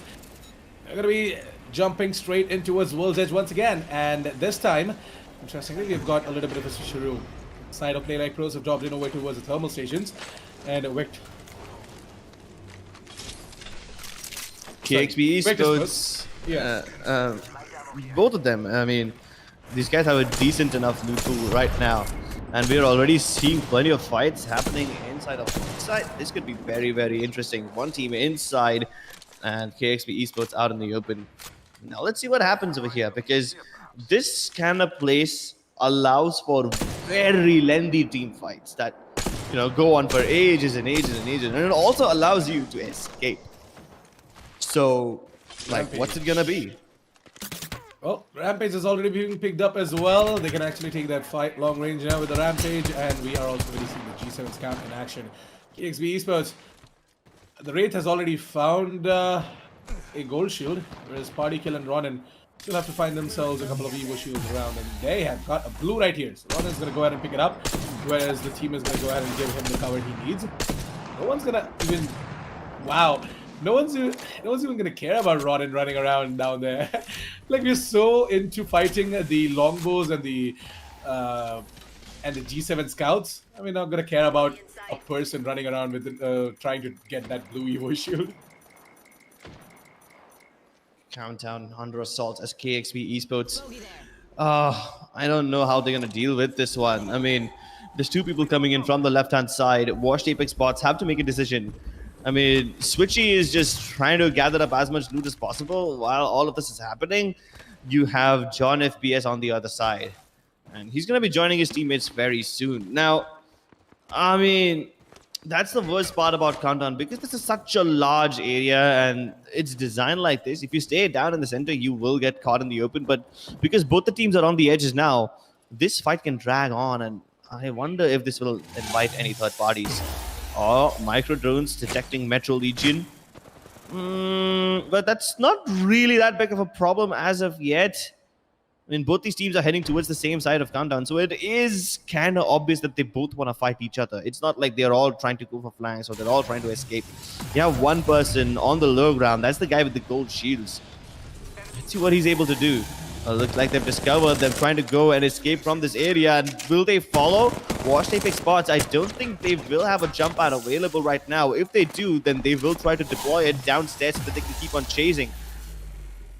Will they go for it? It seems like so. And here comes the jump pad. It's been used already. Switchy tries to use it, and he tries to get up close as close as possible to his enemies, but I don't know if they'll intercept them. Yes, they do. Particle has been taken down inside the building. One more to follow, as all of them try to pinch them in from both the entrances. And it's Washed Apex spots that are winning these games. Their poor teammate, he's trying to get inside the door to revive his teammates or maybe help them out, but he's been locked outside, and now they all go out. Oh, they all fight him at the same time, and Washed Apex spot. Clinical strike. Just so precisely and so quickly eliminating KXB Esports. I think this is the good start that they needed. Keep in mind that teams like WordEXE have been super sweaty all this time. So I think in order to keep up the WordEXE, Washed Apex spots, they will need to be sweaty themselves if they want to get back their top spot. I feel as if the side of team Washed Apex bots, I just have a chance of getting multiple squad wipes here. Maybe not a champion, but multiple squad wipes for sure. If Word.exe don't really stand out just like they do every single time, maybe Washed Apex bots might have a chance at again challenging for that first spot. But keeping that aside, that rivalry is going to keep on going. What we are more interested to know is if Team Alu or the side of Aviator Esports might just be able to do something on the overall standings, right? Team Alu, they still have a chance to make their way in towards the top 6 scripts, remember? So if they can just try and get so many squad wipes, try and get at least one champion title, maybe they are going to go ahead and give a tough fight to the side of Aviator Esports and even the likes of Thunder Buddies. Yeah, let's see if Alu is able to do this though. I mean, so far, the teams that they were trying to chase inside of Fragment have already left. Now let's see what happens. Will they go for the chase? They're already on the edge. Seems like they're better off just going back inside the city of Fragment and finding some more kills. We already know that Best 9 like to drop over here, and they haven't shown their presence yet, so we'll see. Meanwhile, we have Team Sights, who just eliminated an entire squad off screen. Yeah, I wonder who they were.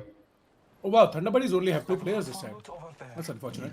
Yeah, that's really unfortunate, especially when they need to defend their title against a team that is currently on the 6th spot, and they're sitting on 7th.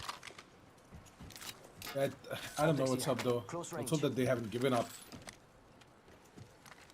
Maybe their player had a little bit of a disconnect or maybe a power cut or something like that. That's unfortunate. But Team Sights have already wiped one squad. And Yeah, that's pretty good for them. Did Vector Sports just lose an enemy? Vector How? Sports just lost their Valkyrie, and it's down to Nexus Abi. Yeah, even Horizon's banner hasn't been recovered. So yeah, this is some weird stuff happening right now. I do believe that they fell victim to. No, they can't fall victim to these ones. They can't fall victim to Team Sides. Team Sides eliminated the squad. These guys still have a member remaining. So maybe they might have fallen off the map or something. I don't know. I don't even know if I that's have possible. no If this was a idea. Lumpus, it's possible. But No, you yeah. can fall off the map in this map as well. Yeah, but only in like very few spots, and that too if you like Overlooked and deliberately stuff. yeet them. Yeah, only if you like directly yeet yourself out. Yeah. Like I still remember once maybe dropship is also one place where I don't know. But where is their Valkyrie though? Vector Sports badly needed this. It could have actually made a difference on the overall standings as well. Brought in a little bit difference, maybe just rack in a couple of more points because they are also at a danger of falling down from that spot that they were in before. Teams are catching up. Lava sites now moving towards lava siphon. I'm sorry, but did I just say lava sites? My bad. Yeah. Suits them though. The moment you touch them, you get burned. So yeah, they are like lava. They're moving towards lava siphon, and from this spot, they can go basically anywhere. They can move in towards the west near Harvester, and then make their way up towards Fragment, or they can take the long way around, go towards Geyser first, and then once again head towards Fragment. But that is probably going to be their final destination. I would like to see where the final circle is, if that's possible for them. Oh, they just got fired upon from the train yard inside the little tunnel. Okay, now they have a choice. Do they follow them inside the tunnel, which could be dangerous, or do they stay up here and continue defending this position? Wash Apex Spots, on the other hand, these guys are in trouble as well. Switchy has just been revived, and I wonder who actually knocked him out in the first place. Their enemies are downstairs. You see that Metro Legion has heard him, and the Peacekeeper shot connects 109 for 1. That is one chunky hit. Where's Best Nines? Yeah. That's the end of Snow FPS and his team Best 9. I mean, when you get Peacekeeper up close and personal like that and 100 damage in a single hit, yeah, you know you're dead. That's just panic moment right now. Yeah, I mean, I wouldn't want to go ahead and face off against a Peacekeeper that close.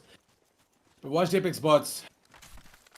They're very happy with the performance that they've been putting up as well, despite Switchy falling down. It was immediately, put back up and running.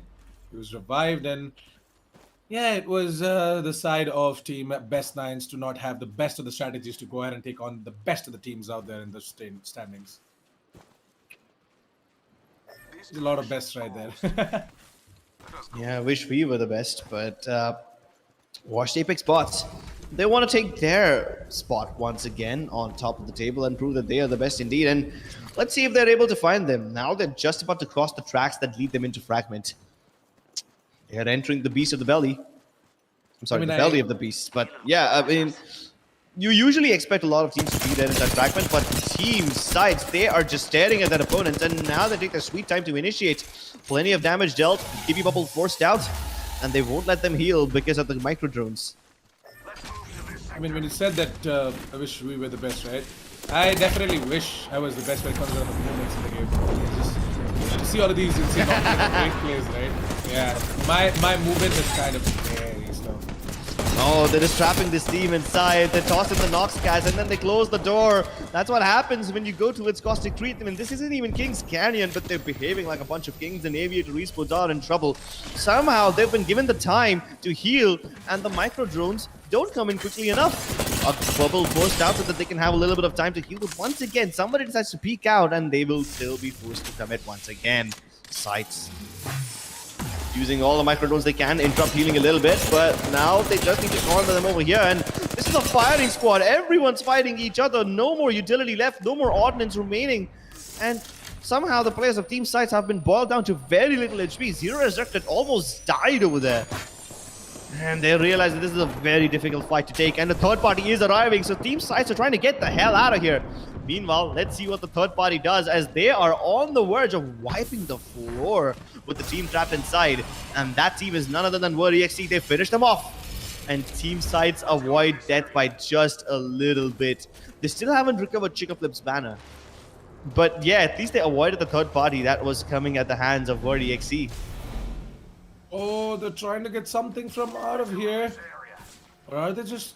I'm not really sure what they're trying to do. They're trying to use the cave and trying to get around the other side. They can't escape from this area. They have to tank the zone damage. Otherwise, they will run into Team WordEXE and they can't face them 3-on-2. So they would much rather take ring damage than take the bullet damage from WordEXE. And they're going to try to come all the way around from the mountain ridges. Thunder Buddies, on the other hand, well, finally they are going to be challenged on top of this tower that they were trying to hold. Aquabaroi, very low, playing the Wraith this time around though. I guess he kind of got to know that the third player is not going to be there, so he has to get on towards that Wraith. Power is going to be the one to give intel this time around, and he's going to be using the Bloodhound. Both of them critically low, and there goes Aquabaroi. Power left out with 1 HP. Good night, says Metro Legioners. Watched Apex bots. Gonna go ahead and get themselves another squad wipe here, Krebs. Metro Legion is the nuke leader with 4 kills. Metro Legion definitely feeling himself. Let's see if he's able to use this momentum and wipe out some more teams. 6 squads left, and we're at the third circle. Let's see where the circle actually takes us. It's still going to a similar area, just outside of Fragment, near Village. Little bit of Overlook still in the zone. And we might just see a repeat of the previous game. Maybe, just maybe. Well, Team Alu, I'm gonna be seeing them trying to make a run for it right here over towards the right hand side of the screen. They're just gonna be making their way in towards a fight or even inside of the zone. They'll try and get some really good position so that they can, you know, later down the line defend from that position as well. Even if the circle of the ring shrinks, and Sites and Word.exe might just face off against each other, just like Krips mentioned a couple of minutes before. This time it might actually be like a proper meetup, not like just texting hi and then walking away. What? WordEXE, they recognize that opponents are in that protection, so they're just waiting for them to run out of it. They send all of them back. Will they counter-initiate? Will they counter-initiate right now? They know exactly where they are, but oh wait, they're getting third party. Oh no! WordEXE don't need to do a thing. They're letting the other teams do all the dirty work. Sides now. They're trying to beat the hell out of Team Alu, and I don't know, man. Team Alu almost always walks in at the wrong time, at the wrong place, and they end up getting inside the battle of 2 teams. And Washed Apex bots, what are they doing over here? They are also trying to participate. All the teams have arrived over here, and WordEXE can just chill. Sides, last player remaining in the form of Zero Resurrected. He's trying to just keep himself alive. Meanwhile, Washed Apex bots, they're the ones who try to find the remainder of WordEXE. And now they realize they're in net protection. This is no longer the remainders. They are actually facing the Titans themselves. This is a clash of the Titans, ladies and gentlemen. The top 2 teams going up against each other. Metro Legion has been finished off, and no reviving him this time. That leaves the team of Washed Apex bots just a little bit weaker. And they've been finished off as well. They're trying to find the remainders. Zero Resurrected, the last player. He's been down as well. What? How is he not finished off? Does he have a gold knockdown shield by any chance? That could be the case. Otherwise, we would have seen them get finished off already. WordEXE on the verge of winning yet another title. And they're upgrading to red shields. They have so much loot to their advantage. Ultimate Accelerant probably won't be enough to boost Begum's ultimate all the way to 100%, but definitely gets him closer to 70. Word.exe, like you said, patiently waiting for all of these fights to emerge and then strike at the right time. And the right time has finally arrived. It's 3 squads left out in the server, including Word.exe. They've got 2 squads right in front of them. They know for a fact that that team has got themselves a complete squad. So just got word information that it's a 3v2v2. It's a 3v3v2. Yeah, 3v3v2. So it's Play Like Pros, the entire squad, and the side of Word.exe, the entire squad. And one more team that is left out is Watched Apex bots, if I'm not wrong. They had 2 players left out, right? Yeah, probably. WordEXE now It seems like they want to full send it in. Non-Kebab almost ran out of shields, gonna shield battery up, and hopefully he will be allowed to do so. The Arcstars don't really do much to interrupt him. And luckily for them, the enemy team does not have a seer, so they can still continue going forward. They scan, everyone gets revealed. Now they need to see which one of them will push, but a seer drone does hit them. So this is from, I think, the third team. I think this is Washed Apex bots who just fired these micro drones at them. Oh, I hope that WordEXE don't have to face all of them at the same time. They already have one team at the edge of the cliff and one team down below. Now they need to figure out which one do they want to fight first. Well, they have to decide. They have to decide right about now. By the way, they don't really have a lot of time because the next ring is gonna close in, which is sort of gonna give that advantage to the side of Watched Apex bots. So, Climax Pros, they also have a decision to make here, and I feel that decision might be to go ahead and engage onto the side of Word.exe. Oh, brief moment of disengagement as all the teams exchange pot shots with each other, but no knocks just yet. And of course, when there's only 3 squads remaining, you wouldn't want to be the one squad that pushes first. You would actually just wait for the other squads to start fighting and committing against each other before you full send it in. So none of these teams will be willing to actually fight right now. Did you see how spread out the side of Play Like Pros are? They've got 1 HP on another compound. And he's going to be opening a portal maybe? No, he's just running out in the open. That's unfortunate. Yeah, he was forced out by the Caustic gas. Now, I wonder which one of these teams is running Caustic. It's Play Like Pros. It is Play Like Pros. Yeah, so they aren't forced out, but yeah, he just threw it just to cover his own team. And they've got the Seer as well, which means if they're able to deal critical damage to their opponents, WordEXE, then they can stop them from healing as well. Plus, the portal definitely a good initiating tool.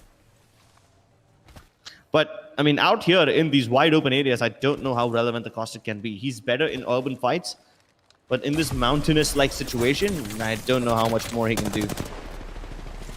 Completely agree to you on that. In buildings and stuff is the perfect way to use that Caustic canister right there. But, yeah. Out in the open, you can easily spot out a canister. You can pop it off as well. I mean, you can just pop it out, not pop it off. But yeah, just pop it out. You can take it down. What.exe, it's high time they are going to go ahead and use up all of their ultimates. We're seeing Begum using the ultimate accelerant. It should pretty much take it up to like, what, 40% or so. And yeah, Play Like Pros, they're going to be the ones to go ahead and keep on firing onto the side of onto the side of What.exe. A portal has been set up for this team, Play Like Pros. They have the high ground and the cover of these tortilla-like icicles over here. And at this point, they can use them for cover. They have the high ground as well. But in case the ring pushes them, they can take the portal and get closer to the other rock facade across the lava pool. This is good. Now they're closer to their enemies, but they're running out of space. Very soon, these teams won't have any, time to disengage with each other.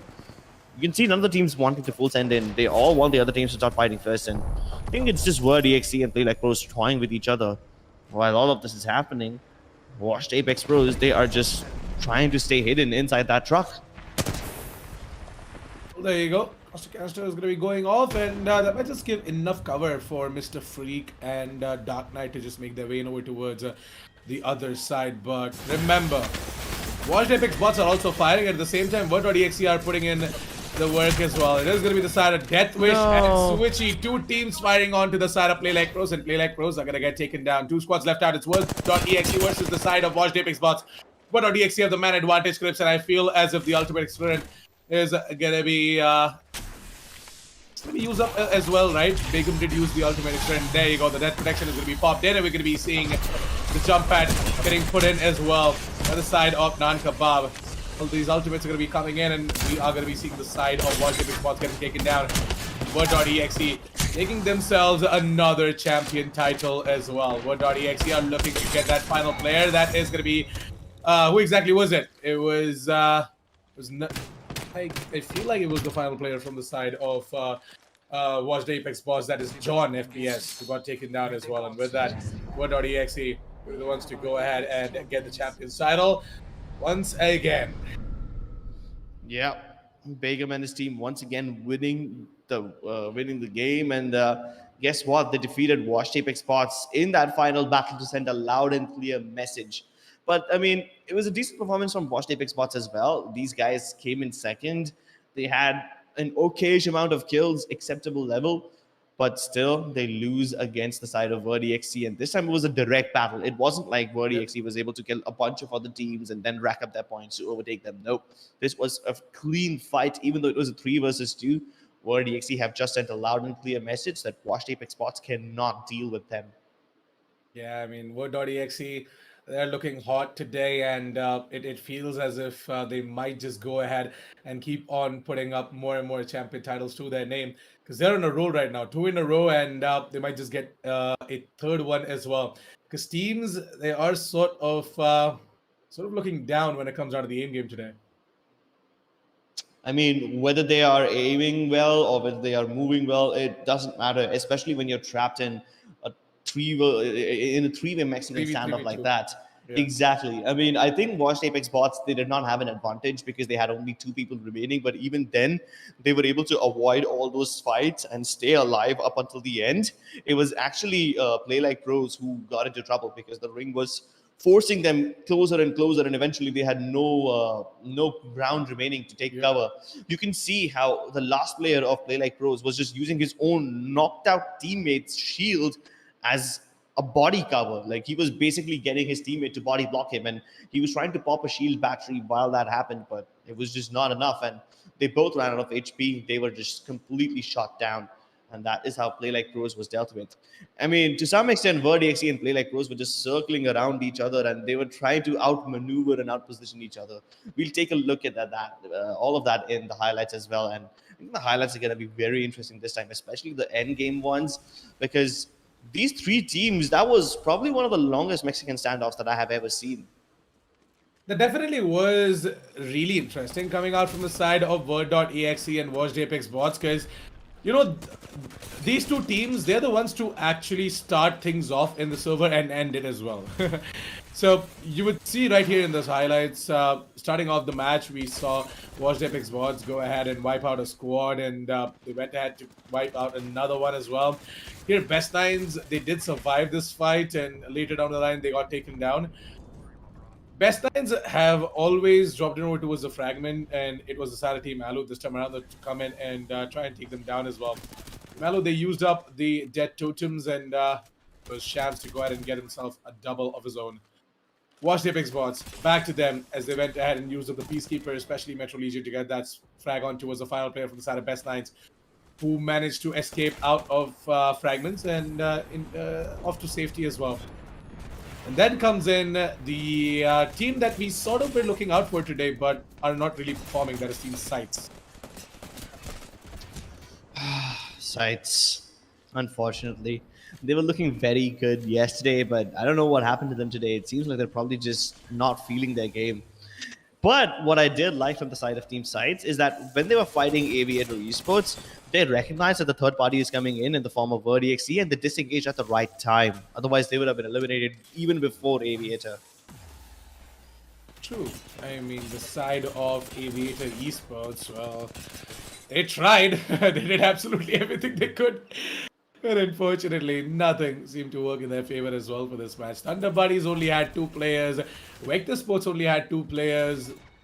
I'm not really sure what's up though, but it's okay. Can't really do much. Certain disconnects, internet issues, electricity. Not really sure what's up, but yeah, Vector Sports actually could have made a difference this game if they had all 3 of their players. Don't you think so?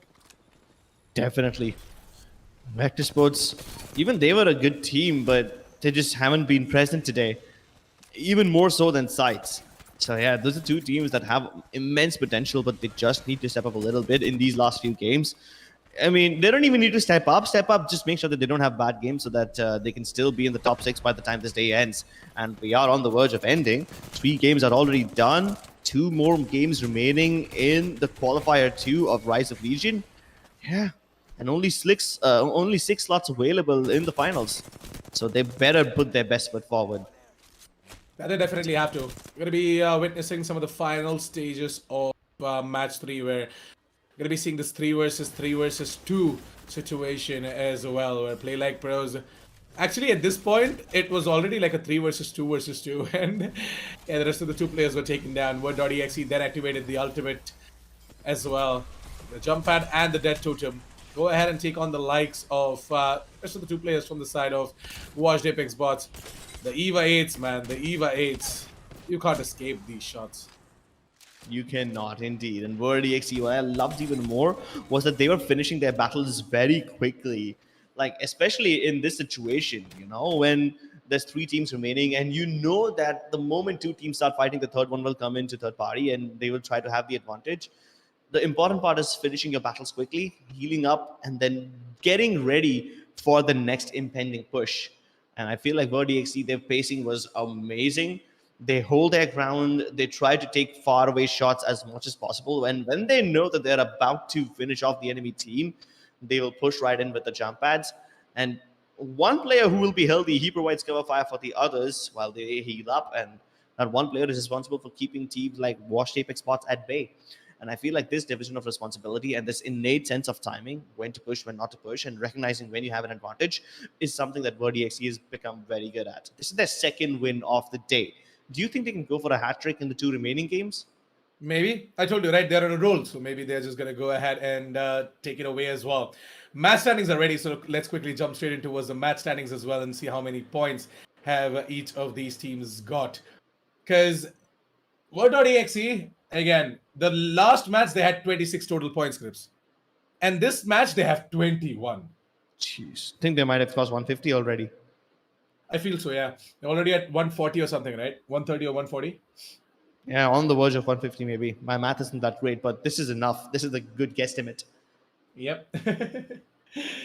I like how you put it as well. Yeah, Word.exe, they might have easily crossed the 150 mark. Watch Apex bots, on the other hand, they've put up 19 total points. 10 kill points right there, 9 placement points, so not a bad one. Watch Apex bots can easily go ahead and defend their slot without any issues whatsoever, because the only team near them was what? Vector Sports or Sites, and even Play Like Pros, by the way. So yeah, Play Like Pros, they are going to try and challenge them a little bit more. Sites, on the other hand, with a total of 10 points as well, they put up a good performance this match. It was a good enough match. It was not the best for them, but it was good enough. It's definitely good enough. But yeah, the fact of the matter is Thunder Parties have just slipped out of the top 6. I mean, Vector Sports, they have just the same amount of kills as them and same points in this game as well. But will that be enough? Can Aviator Esports catch up with Thunder Parties? Not like this, when all of them have 3 points each, and the difference between those 2 teams on the overall standings is just 10 points. I think it's not going to be enough. So Thunder Parties still somewhat safe, but Aviator Esports, I don't know how quickly they can catch up. Let's take a look at it. Let's not speculate, and let's take a look at it in the overall standings and find out what's been happening. Yeah, both the teams getting 3 points in this match each, which means Aviator and Thunder Buddies are still 10 points away from each other. Oh. Word.exe, 164 total points. Watch Apex bots are also, going ahead and trying to catch up. If Watch Apex bots go ahead and get themselves a champion, I feel as if they might just dethrone Word.exe. But for that, Word.exe has to have a really, really, really bad game, which is quite impossible. So, yeah. It's going to be that constant battle that we are going to be seeing. But what I'm more interested about to see is Aviator Esports. And yes, they have managed to get themselves on the 6th spot. Vector on the 5th. Play Like Pros have jumped straight in towards the 3rd spot. Sites have dropped down as well. They're on the 4th right now. Thunder Buddies on the 7th and Team Alu on the 8th. So it's going to be that constant battle between Team Alu, Thunder Buddies, and Aviator Esports for that 6th spot. But Vector Sports, despite having all of that disadvantage, they're still on the 5th. So there's a little bit of a silver lining right there. They've got themselves 114 points. And if Vector Sports get their Valkyrie back, if they have that 3-man squad, a proper whole squad running once again, if they have a better game than Sites, they are going to go ahead and take that 4th spot as well, Clips. Yeah, but I don't know if that's going to be enough. I mean, sure, they can stay inside the top 6, but will they be able to advance? Not really sure. I mean, which one of these teams do you think will get their 3rd win first? We have VerdXE, Washed Apex Bots, Play Like Pros, Sites, Vector, all of them at 2 wins each. Which one of them do you think will touch the third win first? What.exe? With .exe, all right. I mean, they might just be able to go for a hat trick, and they've already got 2 wins today. So yeah, they just need to win one more, and there's 2 more matches remaining. The odds definitely seem to be in their favor. Yeah, I feel as if What.exe, they're already on a roll. They are already in a momentum, right? So that momentum, in order to break it, I don't feel like anyone on the server right now can do it apart from Watched Apex Bots or Play Like Pros. We have 8 different champions in 13 games, which is more scattered than Qualifier 1. And yeah, I mean, in Qualifier 1, there was like 1 or 2 teams who were just dominating right from the start and they had multiple wins. But this time, 8 different teams have won a game each.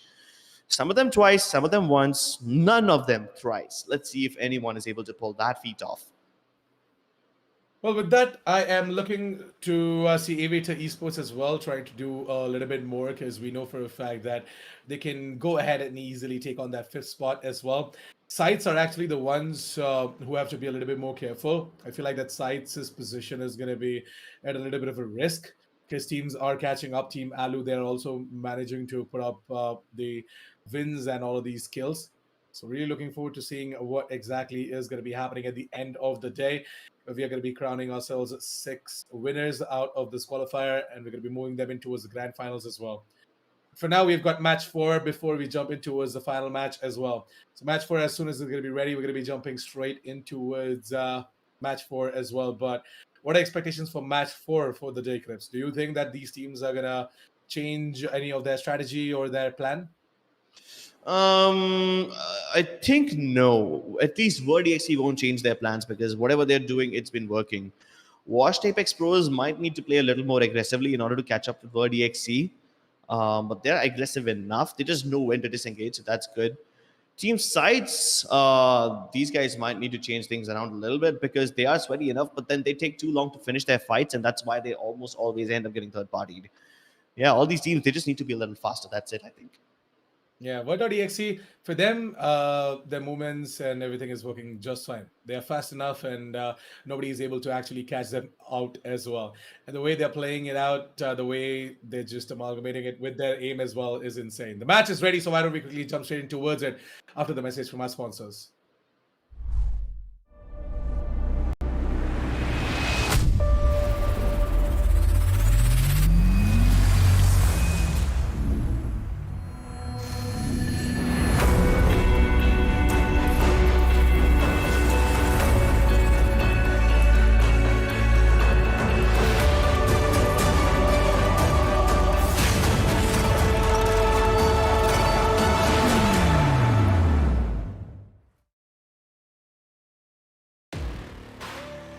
From the outside,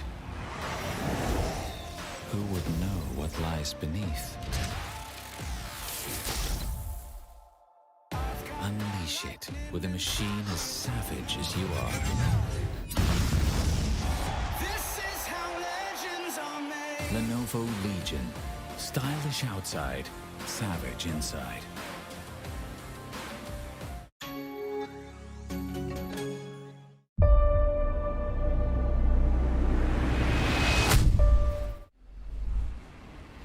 Welcome back, ladies and gentlemen, as we are ready to dive in towards match 4 for the day. And here, let's see if we are going to be seeing Washed Apex Bots who are going to be quick enough, just like Krips mentioned.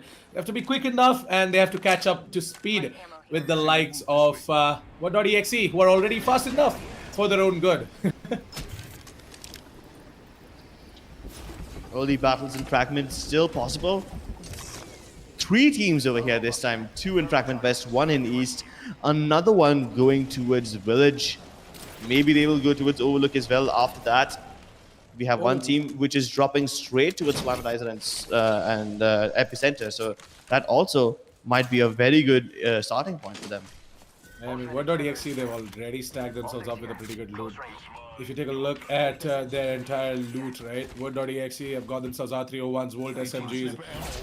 What the players even found himself a charge rifle, if I'm not wrong. So Yeah, really looking forward to seeing the fights that they're about to take. They've already gained themselves what they wanted.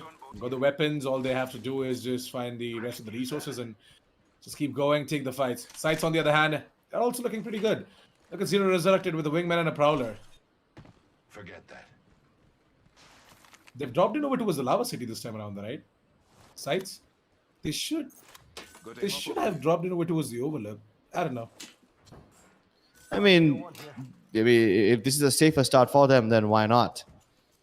Lava City is pretty much uncontested, and Yeah, but at the same time, Considering- we know for a fact that team sides, they are kind of very very slow, and I feel if they don't go ahead and get that kick at the start of the match, right? Kick as in, if they don't take the fights early on, things kind of get really slow and they lose their entire momentum. I mean, there's no. Okay, so I think you misunderstood what I meant by slow. When I mean they need to be fast enough, I mean that they need to be fast enough in finishing their fights. If they Yeah, start a exactly fight, what I'm saying. yeah, if you start a fight, you finish it in 30 seconds, you don't get third party. Yeah, Good. I got your point. That's Yeah. exactly what I'm saying. Right, sides they're not able to do that. Like they take out a fight, but then they just take too long, and sometimes they just get caught when they get third partied. So Yeah, that's kind of have to speed up on that. And they would be able to do that if they drop in hot and maybe find a team right at the bat. That might just fast things up a little bit more for them. Faster, faster, faster. In the words of Octane. Yeah. Well, task force going towards the geyser area. Now, here's the thing about dropping in Lava City. Since most of the circles have been towards Overlook and Village, and just it's the western side of, so it's the eastern side of Fragment. If they go towards Lava City, they can have a safer rotation path. They can go from Lava City to Dome. Can go towards Harvester if you want. Otherwise, you can just completely skip out that area and just stick to Geyser and then work your way up. Work your way up from the eastern part of the map along the edges. The only team that you'll run into is Task Force, which I don't think should be a problem for a team of Sight's caliber. I don't like it when teams just drop out the Phoenix kit. Why do you guys hate the Phoenix kit? I know it takes a long time, but I at least have one though. Like keep one. Throw all of it away. I think the Phoenix is probably the most unloved item, even though it provides good value for money, but then doesn't provide a good value for your backpack race. I don't know. I mean, considering keeping at least one, it's fine. Right? yeah, but considering Seer is in the meta right now, you'll probably never get the time to pop all of it. Actually, yeah. Do they have an actual amusement park course full of jump pads? They just changed 2 jump pads in a row. They started off at the top and they took another one which is already lying there and a third one. So these guys are in an amusement park right now. They're like chaining together jump pads. They're on a joyride. And within a matter of seconds, they cover so much distance. What.exe right now? They have found themselves in a position. Yeah, they have found themselves in a position where their ult has run out and Begum is using the ultimate experiment once again. Yeah, I guess all these ultimate externals are just being given to the Revenant again and again. Yeah. Yeah, I mean, that's what it's come down to. A couple of months ago, before the Revenant was buffed, everyone used to pass over the ultimate accelerants to either the Bangalore or the Gibraltar because of their defensive bombardment and the creeping barrage from Bangalore. The few ultimates that destroy an entire massive area. But now you just give it away to the Revenant and you have an extra life. Bangalore received a sort of a nerf, right? Not really. I mean, it was more of balancing. But Yeah, a little bit of a balance right there where players kind of thought that it's kind of too much maybe. Not really. I mean, this is... her smokes have been readjusted to make them a little thicker. Now you can't see through them. Yeah, the But if you're smokes have been inside them, yeah, then the visibility might be a little easier. But then both the teams have to be inside the smokes. But I don't think we've seen anyone pick up Bangalore before in this tournament. We have actually yesterday or day before we had a Bangalore. Like Bangalore's have been picked up. Actually, was that Q1? I'm not sure. Yeah. Maybe this is the. Ah, I see. Alright. So yeah, that was qualifier 1. Just got word from the production as well. So in qualifier 2, this is the first time we're seeing a bangler. That's nice. Cool. Already XC. They're getting shot from above now. They need to figure out where their opponents are. They saw them shoot from the hill. But that's the thing about being up on the hill. You can always go around the other side. Plus, if you go back a little, you will have access to the rail tunnel as well. So what exactly are they up to? The scan reveals the position, and now they know that they are still indeed over that hill, and they can continue doing what they want. But what they see are trying to fall back instead. They're taking the other side. 2 of the players have already moved across, and I think they're just doing this to outmaneuver their opponents who are also trying to flank them. Maybe Word.exe has spotted out Thunder Buddies. Yeah, Thunder Buddies. I feel as if they are gonna get taken down by the side of Aviator Esports as well, who are over towards the southern part. Now this is gonna be a battle that is gonna be very spicy. It's gonna get spicy eventually, but for now it is gonna be kind of cold. And revenge is the dish best served cold. If anyone wants to take down Word.exe, they better have their patience, because if you try to take them on in a hurry, if you try to just dive headfirst without taking enough information, without analyzing the situation, you will most likely be punished. So take your time, figure out what the plan of action is, and once you go in, then you take your pace up. Can someone drop a Kuobarai, a Thermite? Or can he go ahead and find one? We want to see that Rampage revved up and Akobara going ahead and spraying down an entire squad with that. Yeah, the Rampage has been pretty decent. And actually, it's broken after the entire update. It's pretty overpowered now. Like you can just go ahead and take out the shields like with a few bullets. It's just insane. I feel like it kind of is an in-between weapon. Resides somewhere in between a wingman and a Spitfire, considering the damage and the rate of fire. Yeah, that is quite apt right there, yeah. Between the wingman and the Spitfire, yes. I would still prefer the flatline over it though. Flatline HCOG, best, no cap.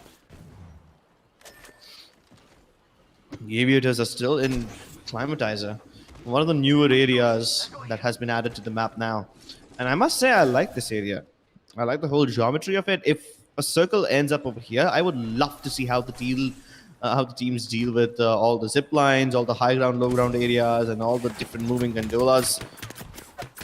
Probably a very interesting area for a team fight. And Aviator Esports are, you know, in a position where they can make me happy by fighting inside of this Climatizer area, but they're just choosing to run away instead.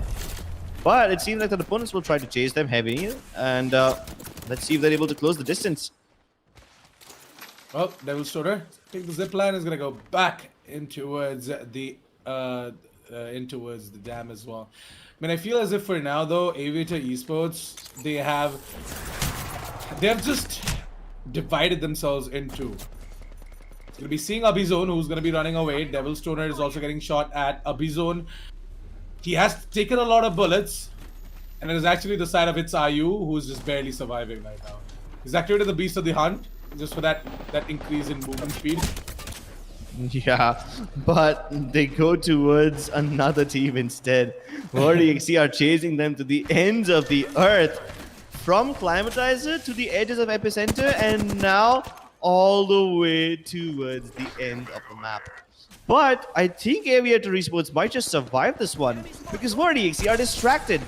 For a brief moment, somebody else was shooting at them from behind, and Word.exe is like, nah, you focus on the target at hand, you finish off the job that you started, and then you take a look at the team who was inside of Epicenter. Deathwish, you go ahead and use the scanner in order to see if anyone else is in the vicinity. I don't think they're gonna spot anyone out, so it's pretty cool. Usually the rest they're gonna have. Oh no, never mind. There's that squad coming in. That is gonna be. It's gonna be who, by the way? Which squad is that coming in from the back lines? The only regret Word.exe are gonna have is that they let Aviator Esports survive. Oh, 1 HP. Now we know which team this is. Power They also let comes Rose. in and finish them off. The Rampage and the Spitfire, it doesn't really matter at this point because no matter which weapon you have, up close and personal, these assault rifles will shred you to pieces, and I think where the XC might just have been put under. And Thunder Buddies are the ones who show up as well.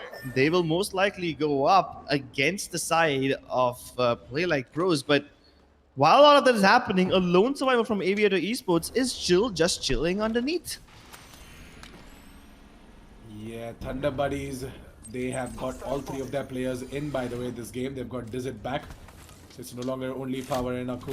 It is Dizit back as well. And with that Octane back in, things might just be a bit different, not difficult. Things are going to be difficult for the side of Vector Sports, though, by the way. They still don't have definitely a noob, who is the Valkyrie. It's just Anuj and Nexus Abhi running a two-man show here towards Fragment. The Evites and the Wolves, and I feel maybe, just maybe, they can just play it right. They might go ahead and spot out a squad up there on the top of the hill. Vector Sports with only 2 members, it's kind of unfortunate why they had to deal with this. But they're inside Fragment, which is probably the sweatiest place of them all, and very soon they'll be forced to leave this city. We are almost on the verge of reaching the 4th ring in a minute and a half, and 9 squads are still alive. This is surprisingly a lot of squads for a circle this small. And it looks like Best 9 have found their next target. Oh my god, the charge rifle. It's doing so much damage. It almost took down Party Kill. Party Kill's shields are down. And he is also going to be going down if he takes one more hit from that. There's a Kraber as well on the hands of no FPS. So Best 9. Well, looks like this time around though they found themselves some pretty slick loot, Crips. Kraber, dude. You better conserve that ammo. We already saw one player from Thunder Buddies wield a Spitfire. Now a player of Best 9 has the Kraber. They're trying to land some pot shots onto the Valkyrie, ultimating away, but I think they will probably be able to intercept them because they can at least take a look at their landing path.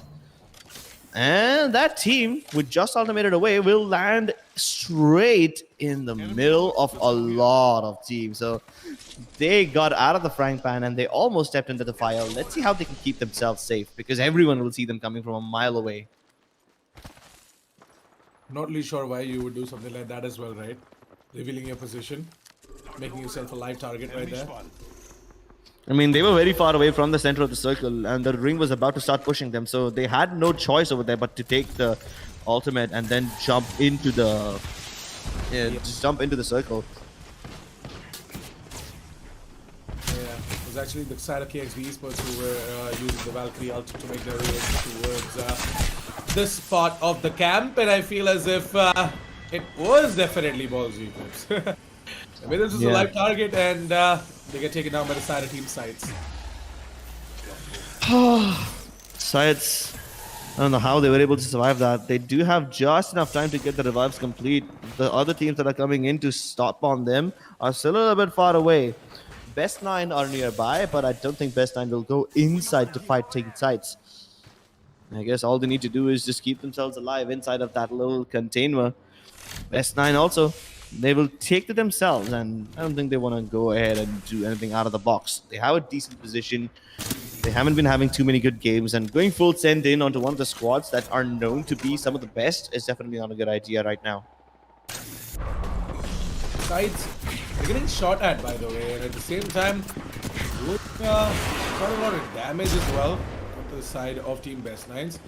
But hey, Best 9s, remember, they have the Kraber. You don't want to go ahead and get taken down.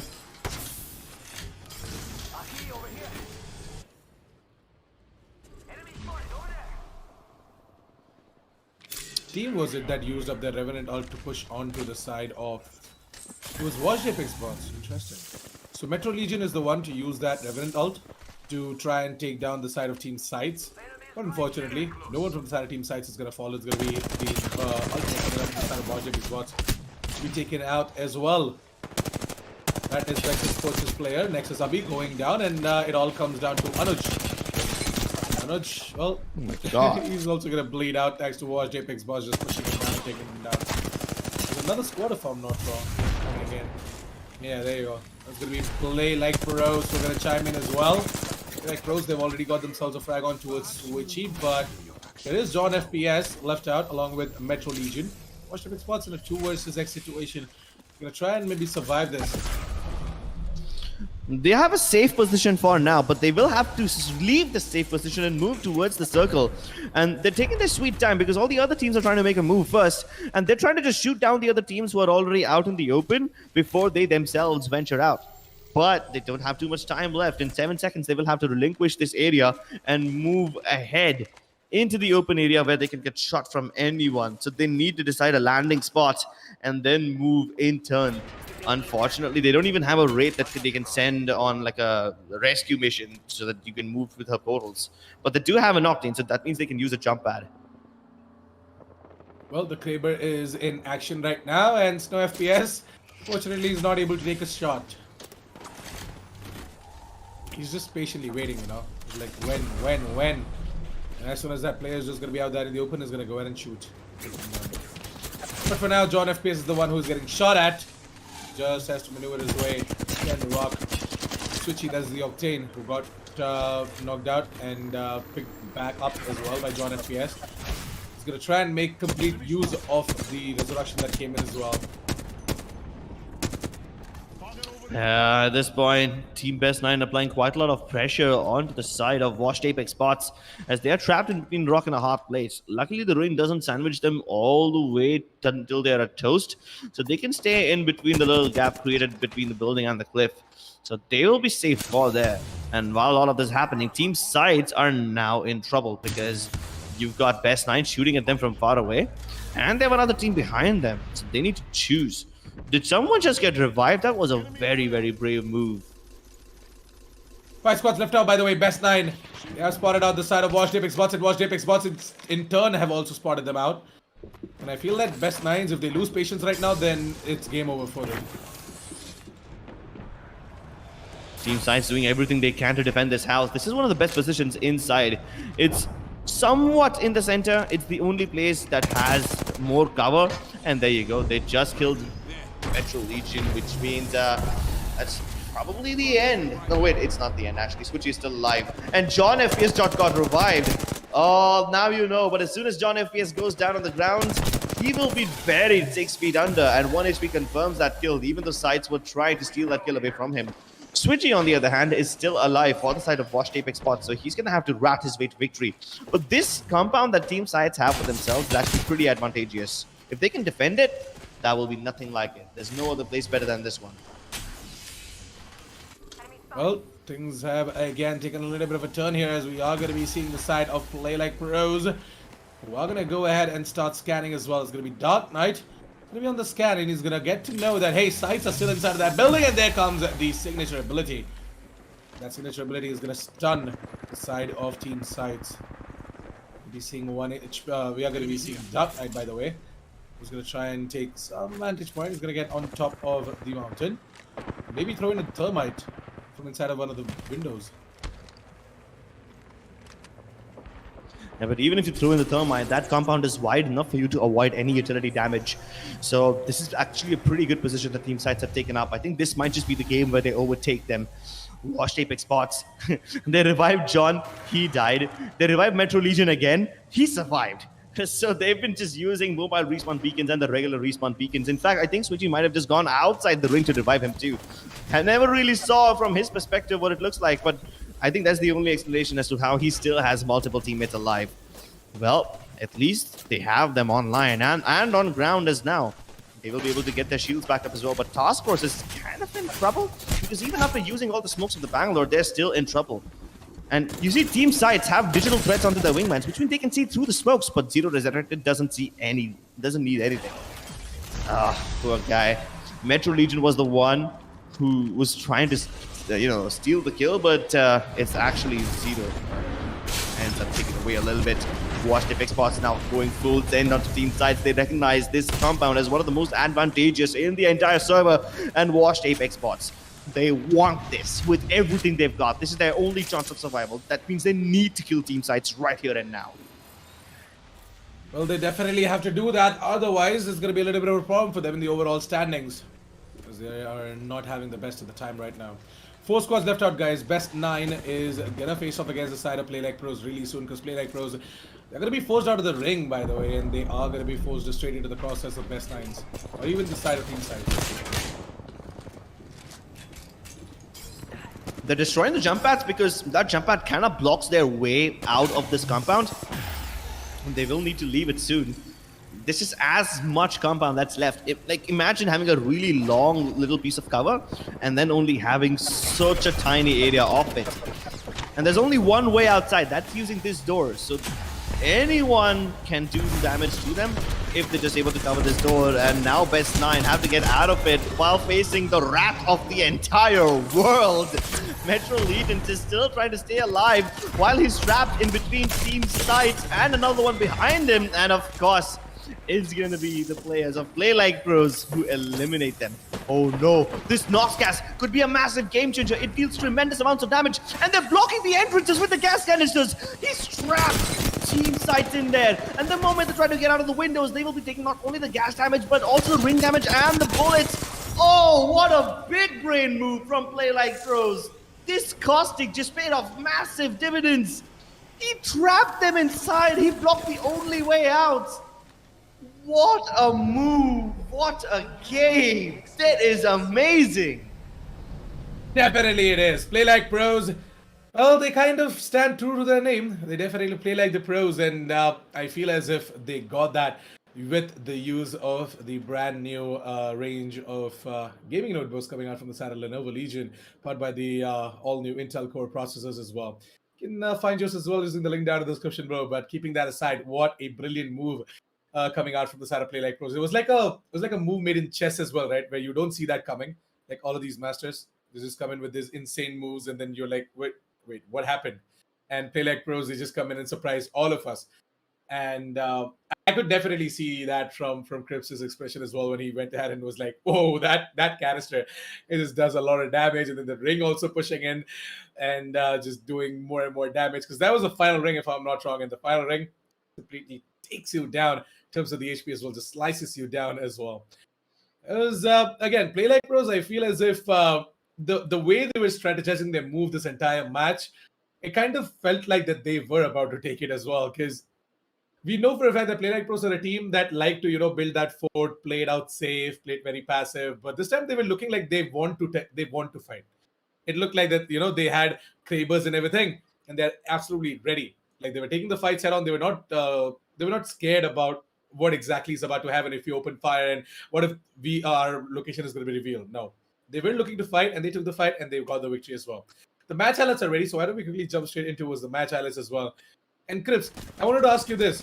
What did you think was that one thing that stood out in match 4? Apart from Play Like Pros' insane move, what else did you think was something that was not supposed to happen, but it did? So many players being inside the last zone. I mean, we had like, 5-6 teams live, and usually we see a total of 10, 12 players, from 5 to 6 teams, with each team having like 2 or 3 players alive each. Sometimes even one person ratting, but this time there were like 20 players alive. And that was a lot more than what we usually see. And what I also saw was that these little compounds, which Team KXP tried to attack against team sites, I thought that they're trying to commit their forces a bit too early into a compound. But yeah, the circle prediction of KXP Esports was correct. Even though they died trying to take that compound, at least they recognized that this compound will be very relevant all the way till the end. And it was relevant. But still, I mean, it was just a little bit of a big move coming out from the side of Team KXB Esports. But as you mentioned it, they read it out beautifully. If only they did not get taken down by the side of team sites, they might have been the ones to be, closer to taking that champions title as well. Best 9, on the other hand, Cripps, this is a team that is so unfortunate. Like, Snow had a Kraber. We also saw, Washed Apex Boss just coming in and taking the fight against the side of Team Sites right here. Look at this, Metro Legion just trying to stay alive. But unfortunately, being low on HP and being the only player surviving from his team, was not able to do much. Then Play Like Pros came in. I mean, Team Sights left that compound and went towards this truck first. What do Best9 do? They got into the compound that Sights were in previously. And I mean, there's a reason Sights left that area to go inside this truck. And because of that, Best9 got eliminated before them. Of course, they wouldn't have anticipated that a Nox gas grenade will be thrown towards them right at the end. And then more canisters will be put so that their pathway out of that truck is blocked. That was a 200 IQ move from the side of play like pros. But then there's a reason why Sight left that compound. And then the moment Best9 decided, all right, this compound is vacant, we can take it for ourselves, they were destroyed. And you can see why. There's a reason why Sights left it. It's because there's only one entrance and everyone will focus on you when you try to come out of there. Let's take a look at the match standings and see how this massive game by Play Like Pros impacts the whole situation. I think they might just be the one team that have 25 finished. points. Yeah, I mean, they had a lot of kills. That's there. But the win on top of that, giving them 25 points, yeah, damn. I mean, Washed Apex bots are on 13 points. I want to see what happened to Word EXC. They got eliminated very early on in this game while they were trying to fight out of Climatizer. And that was unfortunate for them, right? They were chasing, I think they were chasing maybe Alu or maybe KXB. I don't remember who they were chasing, but while in the middle of that chase, some other team started to shoot them in the back. And that's how they got distracted and they got picked apart by multiple teams. Yeah. It was actually a pretty good play coming out from the side of Play Like Pros as well to just go ahead and 25 total points. Racking up the kill points was something, but at the same time, getting the champion as well. And just, saving the utilities till the very end is also something that you need to take a look at. You can't just absolutely use and throw everything. You have to learn resource management, and Play Like Pros, they kind of nailed it beautifully. Play Like Pros, they always nail it beautifully. And it's always these last rounds, these last games where they create the massive impact, right? We saw in game 2 also, they had a nice little fortress up on Thermal Station. And then they had to abandon that fortress, even though it was protected by a lot of gas canisters. They got rid of it and they were able to control the last zone like masters. So that was great. And then they were able to do the same in this game as well. Let's see how it impacts the overall standings and where exactly do Play Like Pros stand now. Because after such a massive game, some things are bound to change. And they have climbed up to 3rd spot now. Yeah, that is a big move right there coming out from the side of Play Like Pros as they move over to the 3rd spot. And they are going to be challenged by the likes of Sights for the final match of the day. Even Vector Sports, we did tell you, Vector Sports, they're just 4 points away to taking away Sights from that 4th spot. And AVT Esports are still going strong in that 6th spot right there. Thunder Buddies, they're in the 7th. Thunder Buddies, if they can just try and find themselves around 10, 12 kill points, and maybe even a champion, or even if not a champion, at least surviving as the 2nd team or something like that, maybe they might be able to go ahead and take on the side of AVT Esports. But that hasn't been the case for today, right? Thunder Buddies are not having the best day. Oh, all right then. A little bit of a change right there. Washed Apex bots are the ones to go ahead and take that 1st spot now. Total of 170 points. Word.exe on the 2nd spot with 166, and Play Like Pros are still on the 3rd spot with 146. But yeah. I was kind of confused because Sights were previously on 118 and Vector Sports were on 114. So I was like, wait, why hasn't that changed? But yeah, now it has updated. Sights are at 132 and Vector Sports with 118 now. Again, that 10 points difference is still there between Aviator and Thunder, Clips. 10-point difference between Aviator and Thunder exists, and that kind of makes me nervous because that means that Thunder Esports, that means the Thunder Buddies will probably not be able to qualify, and there's only one game remaining now. Alu, I don't think they will be able to make it. A 20-point difference to be covered in just a single game. They're going to have to not only take the win, but they will have to take 8 kills on top of it, and in order to do that, Aviator Esports will have to die, and so does Thunder Buddies. So, yeah, the hopes of Team Alu are just dwindling right now. But I'm just glad that Washed Apex bots are back on the top. One bad game is all that takes from Word.exe. And we said it yesterday as well. They don't need to play well. They just need to avoid bad games. And unfortunately, they were not able to avoid it because VerdiXE got eliminated right at the start. And watched Apex Sports take that opportunity to reclaim the lead. Play Like Pros have become the first team to win 3 games. Let's see if they're able to win any more. Just one more match remaining, ladies and gentlemen. We are almost less than what, 20 minutes, less than half an hour away from crowning the top 6 teams that have qualified for the Rise of Legion Grand Finals. And I feel as if the standings are not going to change much, apart from, of course, just rearranging them here and there. Because I feel as if it is still going to be the side of Watched Apex Sports, Word.exe, Play Like Pros to go ahead in towards the Grand Finals, alongside Sites and Vector Sports. But yeah, the only point of doubt is Aviator and Thunder. The 6th spot is all there is right there to sort of know if is it going to be Aviator or is it going to be Thunder. But you did mention that it's going to take quite a lot for the Thunder buddies to go ahead and make their way towards the 6th spot as well. They are 10 points away, and in order to put up that 10 points, they not only have to get themselves a couple of kills, but they also have to place themselves in a pretty good spot. But Thunder buddies have not been able to do that. So let's find out if in moving in over towards the final match, they're going to be able to make a change in maybe if Aviator Esports are going to get taken down right at the bat.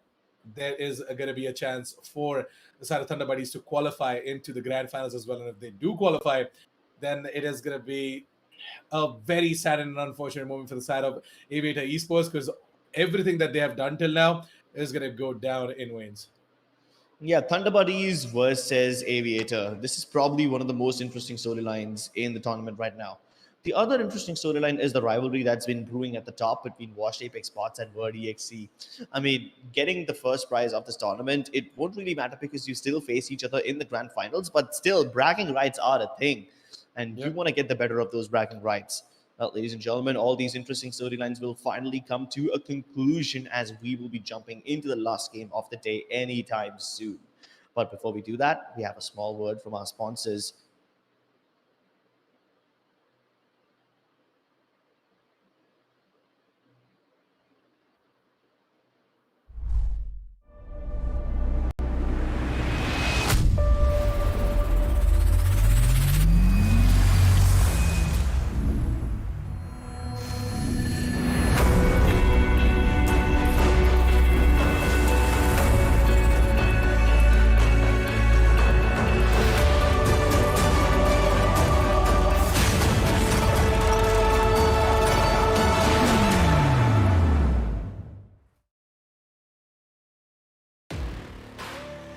From the outside, who would know what lies beneath? Unleash it with a machine as savage as you are. This is how legends are made. Lenovo Legion. Stylish outside, savage inside.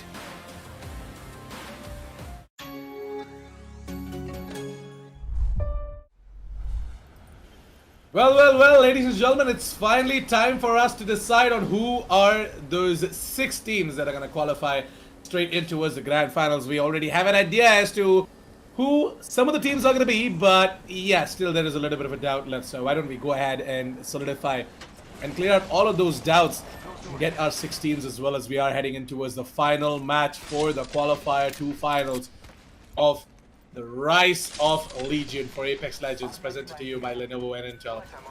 So yeah, all of these teams dropping in over towards the north side. Only one team has dropped in towards the southern side, and that is going to be the side of Play Like Pros.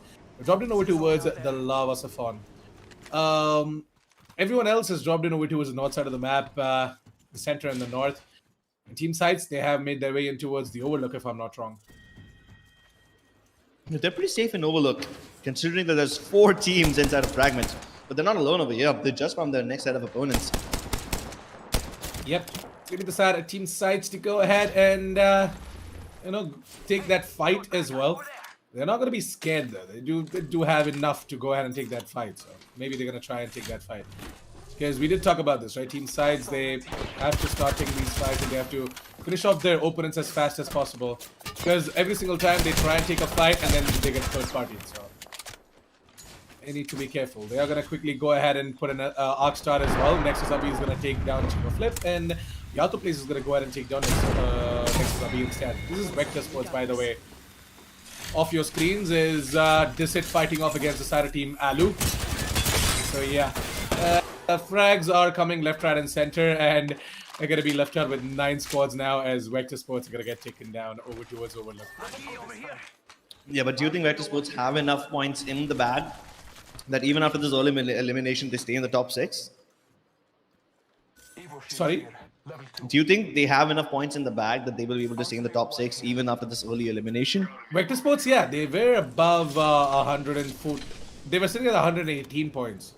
So I feel like they should pretty much be okay. Unless and until teams like Aviator Esports come in with like a bang, 25 or 26 points, which is not possible. So yeah. I mean, it's not like it's not possible, but judging from their performance the entire day, feels highly unlikely. But if it happens, we're very happy. YDXC still on the edge Oh, of did Fragment. Did the Octane lag out? Yeah. No, okay. Nan Kebab just stopped right there for a second. I was like, wait, did he lag out? Don't tell me he lagged out. Oh, he was thinking about something. Interesting.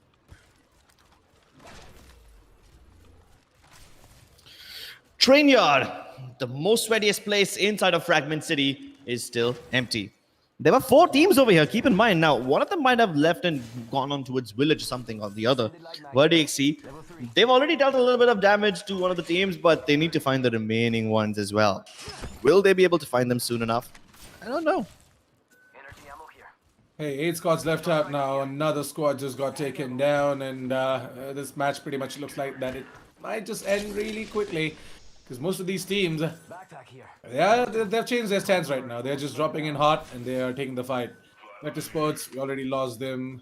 We've also lost one more squad somewhere over towards the Fragments, I feel like. And yeah, 1.exe are right here in Fragments. They're also trying to loot up.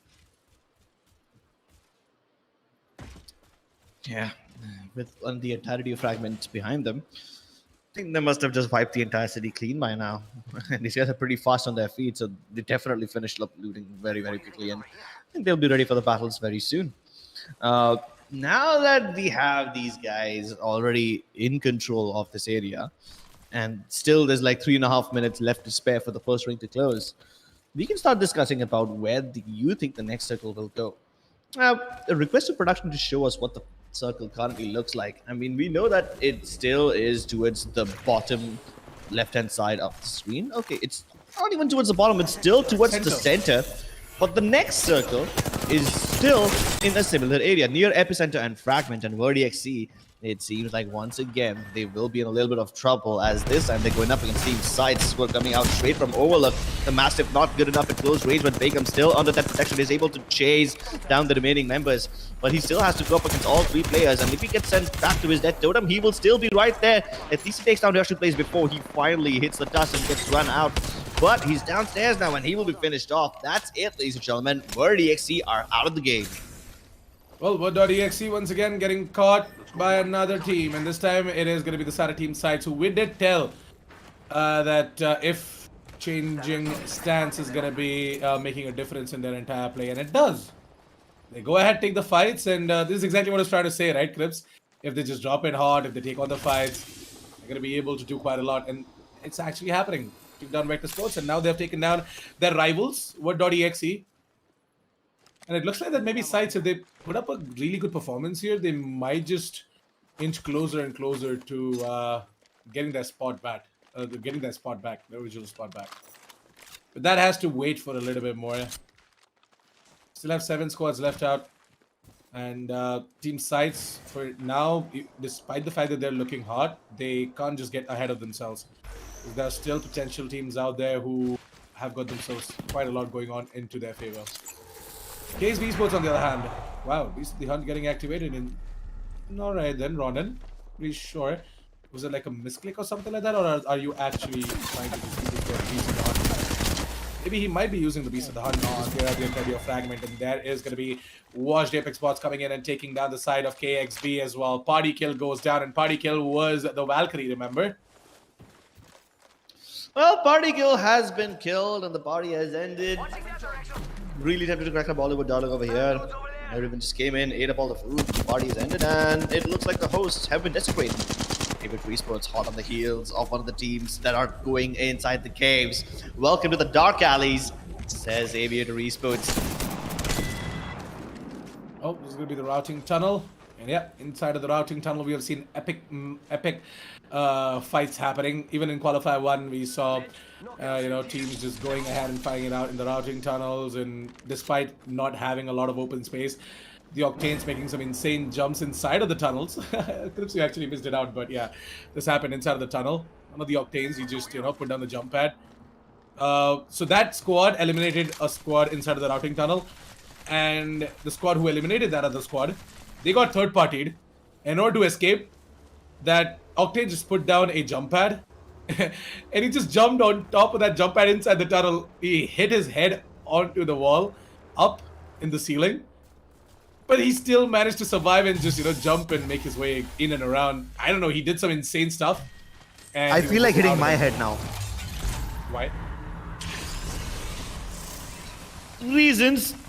Let's see Washed Up Apex Bots. Let's see if they can give me a reason or not. They activate the Death Totem and now they're jumping in for the fights. Their enemies, though, are running away from them. It's actually a smart move because the longer they chase them, the farther away they will be from their enemies when they go back to the totems, which means re-chasing them will be difficult unless they can chain jump pads together.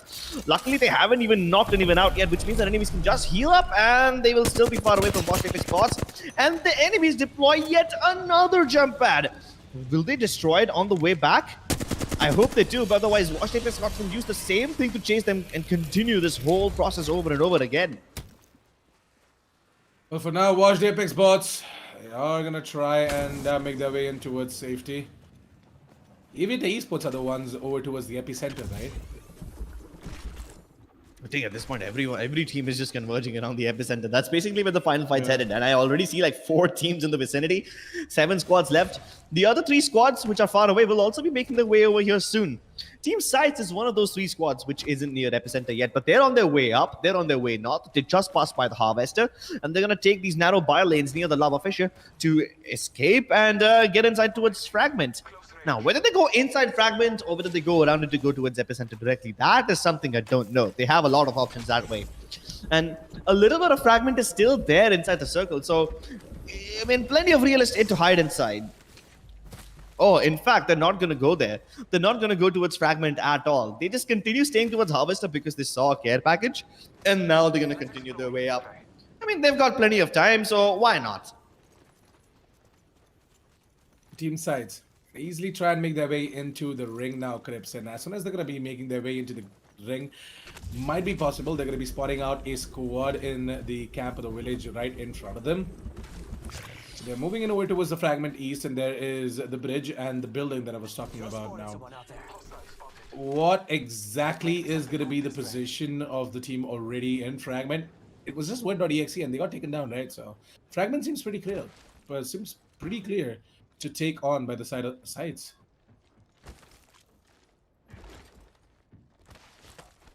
The Yatu place right now. Should be the one to go ahead and maybe put in the scan. And yeah, there you go. It's not clear. There are 3 hostiles right there. We are going to be seeing the side of team sides going ahead and converging on towards their open. And Yatu place is going to be activating the Beast of the Hunt. And that Beast of the Hunt is going to give him so much information. Another scan is ready. Why don't he go ahead and scan? There you go. Scan is going to come in and the information is going to be reading in as well. They know for a fact that the players are on top of the roof and the defensive bombardment is going to rain on towards the side of team sides. Team Sides, well, they've just lost track, but luckily they have a Bloodhound, a guy who can track his enemies and chase them to the ends of the earth. It seems like their enemies at this point are just making them run around, take them on a wild goose chase. And a wild goose chase is exactly what they need if they want to call in third parties deliberately. If they can keep themselves safe and if they can keep team sides on their heels, then someone or the other will try and fight. Someone or the other will try and fight team sides. But no, team sides know exactly what to do. Zero Resurrected has found the Gibraltar, and they're the Gibraltar wants to invite him upstairs. He found the other guy as well, so he will be forced to reconnect. A dome just popped at the edge of this entrance. The other members of team sides, now they try to intercept their enemies as they're trying to cross over towards another building. He climbs up on the high ground and he should be able to surprise them from top, a place where they will never expect Chicken Flip to be in. And his teammate is also over there. Pre-fire has come through. The door has been cracked open and they're trapped over here now. Sides, these guys that are actually trapping their opponents, and they have so many more angles. Oh my goodness, the moment that door breaks, Great and Octane get double peaked. It's a 2 vs 2 fight. This might just be the end. The nade knocks them over to the other side. Just one more person remaining, and they're chasing him downstairs. They have another option too.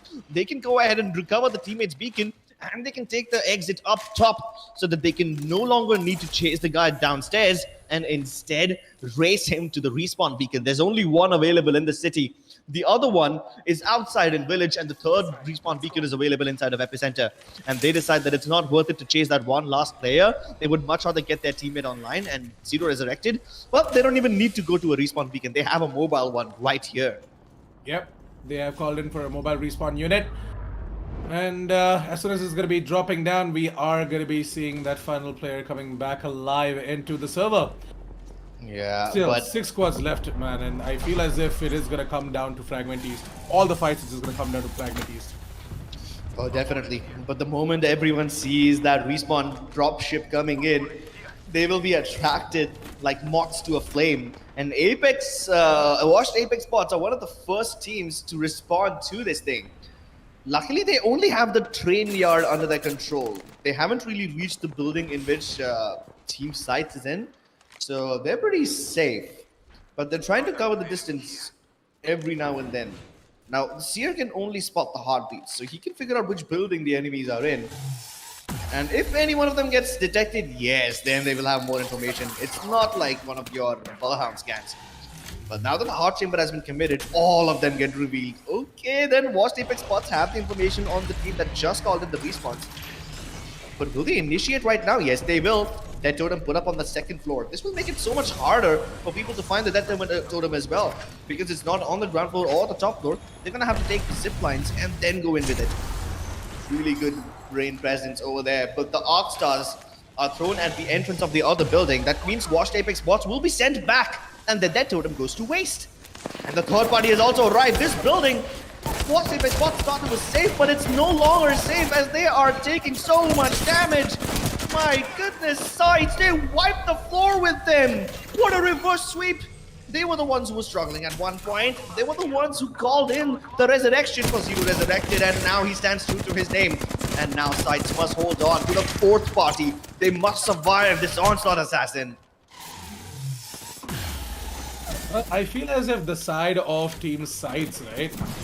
They've done a pretty good job at the same time. Zero Resurrected could have played it out a little bit more safer. I don't know. Yeah, they're just getting wrecked by the side of Play Like Pros. And Play Like Pros, remember, they're only running 2 players. Like, they don't even have that 3-man squad alive. If they had all 3 of their players, imagine the amount of damage and the amount of speed in which they can go ahead and take down Sides as well. But Sides, I don't blame them. Kind of got caught in that situation. Like, there was really nothing that they could have done right there. I also like it from the side of Team Sides. Like, they were the ones who were at a disadvantage. The moment you call in a respawn dropship, everyone will attack you. Washed Apex bots, they try to send in with their Death Totems. You deny the extra life by just a bunch of R-stars that are thrown onto the entrances of your building. And then you reverse push your enemies when they least expect it. By the way, that's amazing. Yeah, by the way, just a little bit of a tidbit. The rest of there are 3 squads left out, right? It is Thunder Buddies, Aviator Esports, and Play Like Pros.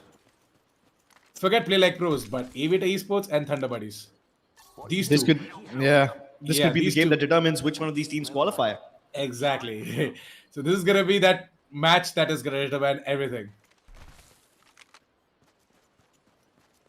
Aviator Esports for now. Yeah, I think at this point the match is just going to become really, really slow. Very It's slow. 3 teams. All of them are very far away from each other. Well, at least Aviator and the 2 teams inside of Fragment don't have too much distance in between them. One of them's on the broken building, the other one's on the train building. So yeah, those guys can start fighting. But will they full send in? And then there's another team who's just outside the city, close to Fragment, and that's going to be Aviator Esports. I mean, they know something's going to go down in Fragment soon, but none of them will take the first move. Luckily, the next ring, which is just going to close in the next 10 seconds, it's going to eliminate most of the buildings in Fragment. And that means very little space for hiding is available now. Interesting. Well, we are going to be seeing the side of Team Playlight Pros. We're going to spot out a squad just below them. That is going to be the side of Team Thunder Buddies. Oh, never mind. Thunder Buddies make their way in over towards the building that Playlight Pros were in first. And wow, they're just switching buildings right now. Interesting. And Aviator Esports are also coming in from the north side. So interestingly, things are about to close out really soon, Crips. Yeah, they're trying to cross over to the other side. They just want to get one little loot from the care package. Hope there's a Kraber inside. Oh, there's an alternator. Take it. Take it. Embrace the dark side. It's the only weapon that can go up against a Kraber. It's no one shot, but it is definitely something. And now they both have a very good weapon each. Oh, those are the shots that we were looking for. And with that Kraber shot connecting, Dark has just upgraded his Evo to red. So yeah, Playlight Pros. We're seeing that Kraber coming into action. 1 HP to get something done, but hold on a second. Was he just doing an emote right there? Yeah. Just doing an emote. Yeah, it was just putting on an emote out there in the open. This Playlight Pros, huh? You know for a fact that you're not going to be challenged much in this match, huh? You know for a fact that it is going to be all down to Aviator and Thunder Buddies to duke it out, because they're the ones for which this match is going to matter. Playlight Pros are like, we already qualified, man. Even if we finish off third here, I don't care. Even Esports pushing in everything they've got. They use the bubbles, but they still get Arcstarred, and that means Abizone is very low on shield. The enemies dropping into their own bubbles. Let's see what happens when they try to enter the bubble. Oh, they all get sent back. But that was just the first wave against dead protected enemies. Abizone will be put 6 feet under. They're all running out of shields. They use the defensive bombardment. But no, they can't even heal because the microdrones are coming in. And it seems like Aviator Esports might just get third-partied right now because the other team is coming in from the left-hand side. The flank has arrived and 2 people are peeking him at the same time. Devil Stoner has to hold off. He has no time to heal.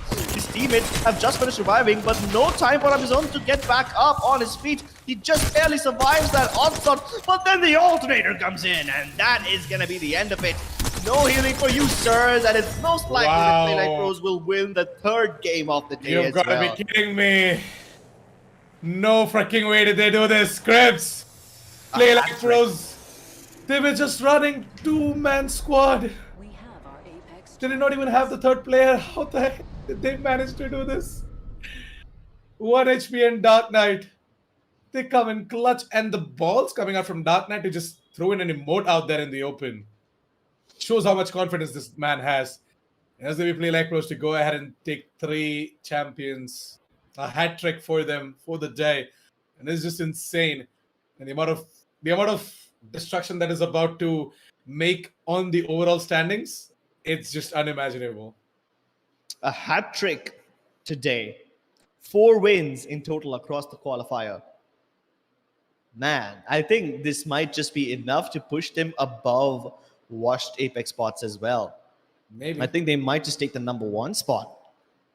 You never really know. Playlight Pros, if they do get that happen, though, that is going to be quite a twist in story right there. Because Playlight Pros, if you do recall, I mean, you might not because you were not present for day 1, but if you might have watched the VOD, you might have noticed that Playlight Pros did not have the best of the start. Like, day 1 was pretty on and off. Day 2 was pretty good. But then day 3, they just quickly go ahead and change things around. Day 2 and day 3 were the ones where they stepped up big time. And now that they have got themselves 4 champion wins is just scary. You might just go ahead and take the first spot, just like you said. Might just go ahead and take the first spot. I mean, it was kind of like an ascending graph, right? They have a slow start. They have a decent day 2. They won 1 game in day 3, but then after that, it was an okayish performance. And then in the last 2 games, they win both. They win everything. And some of them were because of some big brain plays. Some of them were just straight up out aiming and out fragging your opponents. Let's take a look at the highlights. And I'm really excited to see what these guys were able to do with their Kraber and their alternator. 2 of the strongest care package weapons right now. I mean, starting off the highlights, we had Team Sides dropping in hot over towards Overlook, getting themselves that squad wipe on towards Vector Sports. Vector Sports got taken down as well, and then Team Sides, they looted up as much as they could, and they quickly made their way in over towards the fragments as well. I mean, Sides, as we did talk about this, right? Sides, they knew what they were supposed to do. They were just supposed to drop in hot, and they were just supposed to take the fights. They did that, and they emerged victorious in a lot of fights. They even went ahead and took down the side of Word.exe, who were trying to make their way out of this location. And then Team Sides, they just completely destroyed the side of Word.exe, despite having that death protection. Final Play was not able to do much, was not able to do anything. Yatu Place, he got knocked out, but then that Chica Flip and Zero Resurrected, he came in and took down the final player. It was the Revenant, Begum. After that, Watch Dip Xbox also put up quite a performance against the side of KXB as they were trying to make the rotation KXB. They got caught and they got taken down as well. Aviator Esports, on the other hand, all this was happening. They activated the Beast of the Hunt and they hunted down the rest of the players from the side of Team KXB as well. It was that final player, and there you go. And that the Wraith got taken down as well, and Team Sights, they moved in over towards the Fragments to go ahead and find out the side of Team Best Nines, who are always dropping in over towards the Fragments again and again and again. Every match, you will see Best Nines dropping in over towards the Fragments as well. And Team Sights, they were pretty quick to go ahead and clear off the entirety of Best Nines. Because I'm pointing this out because Fragment is a place where you would find pretty darn good loot, right? And Best Nines, despite having the best of the loot, they just got taken down pretty quickly. At one point, the loot stops to matter, especially when your opponent is so well coordinated. They push you when you're at your most vulnerable. They stun you first with the arc stars. They make you run out of the health, and then when you're only down with your shields, Sights is going to be able to push you. And they somehow survived the onslaught against the other team as well, but it was just a bit too much. It was too tall of a task. And Sights also got eliminated right away as they never got the chance to heal. That's why Seer is just so annoying and everyone hates him. But yeah, I think given the situation that Sights were trapped inside, I think they did pretty well for themselves. That they did. I mean, they tried, and unfortunately, it was just that they got themselves in a bad position at a bad time. Aviator Esports, on the other hand, did absolutely everything they could, used all the shields as well, but as soon as Abizone got taken down right here in this situation, there was absolutely nothing that they could do. And on top of that, the Seer signature ability came in from the side of Play Like Pros. They were just, left out recharging their shields. Whereas the side of Team Play Like Pros, they just jumped right in. They went ahead and took absolutely everyone down with the alternator as well. It was the side of Play Like Pros. I don't know how they found the alternator, but that absolutely changed the entire play right here. Yeah, they It had was a like, Saber and an yeah, alternator. exactly. Like, I don't know how did they manage to find themselves both the Kraber and the alternator, but whatever that was, wherever they got that from, that just gave them the win. Play Like Bros. 18 kills this. I mean, 18 points this time. 6 kills in total, but Sights were the sweaty ones. Makes sense because they also were able to revive their opponents after wiping off an entire squad, so they have more kills. Sights might have just moved up in the world. Aviator Buddies, Aviator Esports are still above Thunder Buddies, and I don't know what that means. I think it might just mean that I Thunder feel Buddies are out of like, the tournament. yeah, I feel like Aviator Esports are gonna hold on to that 6th spot. Yeah. And this time they take a decisive lead. It's not like both the teams are tied in score now. So that 10-point lead will now turn into a 14-point lead. True that. Quick max right there. Yeah, Play Like Pros. With that addition of 18 points onto the already triple digits that they had, I feel as if they might just move up pretty easily. Might have even got themselves in the 2nd spot, or even they might have taken away Watched Apex Bots' 1st spot as well on the overall standings. Watched Apex Bots only managed to get themselves 4 total points in this match. Word.exe with only 3. All of these top dogs got taken down right off the bat in this match. But it's okay. It's all good. It's pretty good because Aviator Esports got the chance to just hold on to that 6th spot. Thunder Buddies, unfortunately, were not able to do much. But Play Like Pros, they came out clutch, got themselves another champion, making it a total of 4 champions to their name. And that added point of putting in as you put it in a beautiful way. I forgot what was it. Let me remind. A little bit of a brain fart moment. I have no idea what you're referring to. You did talk about some styling points right there, right? For the side of Play Like Pros or whoever's going to be taking the first spot. I forgot. Kind of trying Bragging to remember. rights? Bragging rights. There you go. Bragging rights. But yeah, Play Like Pros, if they do go ahead and take the first spot, then it's going to be quite a story right there for the entire Qualifier 2 final scripts. Because these guys, they look like they had no chance taking the first spot at the end of the Qualifier 2 finals, but well, they did. And the funny part is, Washed Apex Bots and Word EXE, the two teams that are above them, they both got eliminated pretty early. So they have 4 and 3 points respectively, and they got 18. So there you go, ladies and gentlemen. Oh, Play Like Pros are still at the third spot. Yeah, Washed Apex Bots are the champions of Qualifier 2, where DXC comes in second. And Play Like Pros, they were not able to overtake any one of these teams, even though they performed really well in the last 2 games. Well, at least they can walk away with the fact that they had the highest number of wins in this qualifier. So that's sort of a bragging right. Yeah, there's a little bit of a bragging right there because they got themselves total of 4 wins right here in this Qualifier 2 finals. Vector Sports at the 5th spot and Aviator Esports at the 6th spot as well. So congratulations to all 6 of these teams for qualifying into the grand finals. That's going to be happening after Qualifier 3 finals. And yeah, I can't really wait to see what exactly you guys can do in towards the grand finals as well. But with that, we pretty much are at the end of Qualifier 2 final scripts. It was an amazing one. All 3 of these days, we saw some insane Apex Legends action coming out from all of these teams. Especially the likes of Word.exe and Watched Apex Bots. I mean, Word.exe did not have the best at the start, and so did Watched Apex Bots. Watched Apex Bots and Word.exe have always been consistent when it comes down to the fragging department. They have consistently put up the amount of damage that they were supposed to do. They have got the kills as well, but never did they get themselves a win. And finally, when they do put that up, they just rise up in the overall standings and they go ahead and take the first and the second spot as well, respectively. Play Like Pros, again, a team that we did not think are going to make their way into the top 3. They come out of nowhere. They come out of the dark to serve the light as well. And here they are. There is the overall standings, the final standings for Qualifier 2 finals, guys. As Play Like Pros, they were very close, Clips. Very close. 164 points. Word.exe with 169. Yeah, just 10 points away from the number 1 team, Washed Apex Bots, but they got close to Word EXE. And considering that they were barely in the top 6 on the first day, from there to getting in the safe spot on day 2 and then absolutely demolishing the competition to arrive at the 3rd spot over here on the last day, winning the most number of games, and they have double the amount of wins than any other team. The number 1 team, Washed Apex Bots, have 2 wins, but Play Like Pros have 4. So that is some sort of a bragging right. The only place where they lost out were the number of kills, where Word EXE triumphs over everybody, 93 kill points for Word EXE.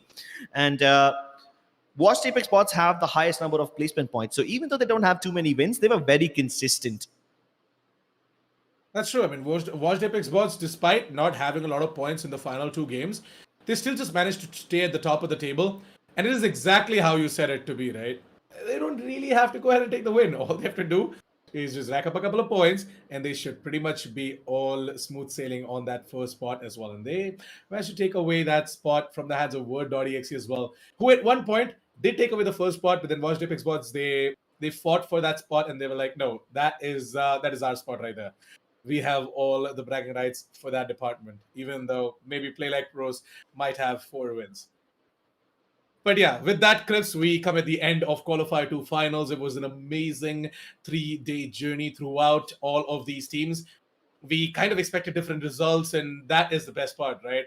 All of these underdogs just come in hot. They go ahead and showcase a completely different style of play. They bring out their inner beasts, and they just put out their wins right in front of our screens as well. With that, we have got our 6 for Qualifier 2 as well. So that makes a total of 12 squads already making their way towards the grand finals now. We've got Qualifier 3 that is going to be happening next week. Registrations for that have already been done, I guess. And yeah, we're going to be going ahead and getting the finals done in the next weekend. Don't forget to tune in on the next week Friday for Qualifier 3 finals. And Crips, I feel as if Qualifier 3 is going to be even more intense because we're going to get more 6 teams, and that is sort of going to decide on how exactly everything is going to be in the grand finals, because we already have an idea as to what exactly these 12 teams are, but then what about the rest of the 6 that are going to be coming out from Qualifier 3? And are we going to be seeing, tougher opponents for all 12 of these teams, or are we just going to be seeing teams that might not be as strong as them? Is going to be the question, right? The competition is going to heat up. The number of players that are playing in this tournament will increase by 6 more teams. And those 6 teams will join the team that have already qualified from the first and second ones. Now, whether these 6 teams will be able to stand up against the first 2 qualified teams, we are not really sure, but I'm pretty sure that they will pack a punch. And the next qualifier is also going to be a very spectacular journey. You will definitely not want to miss out on that. So, ladies and gentlemen, mark your calendars, come back again on next Friday, and we'll see you again at the Rise of Legion Apex Legends Tournament presented to you by Lenovo and Intel. My name is Crips, and with me was Assassin47. We're going to be signing off now, but we'll see you again next week.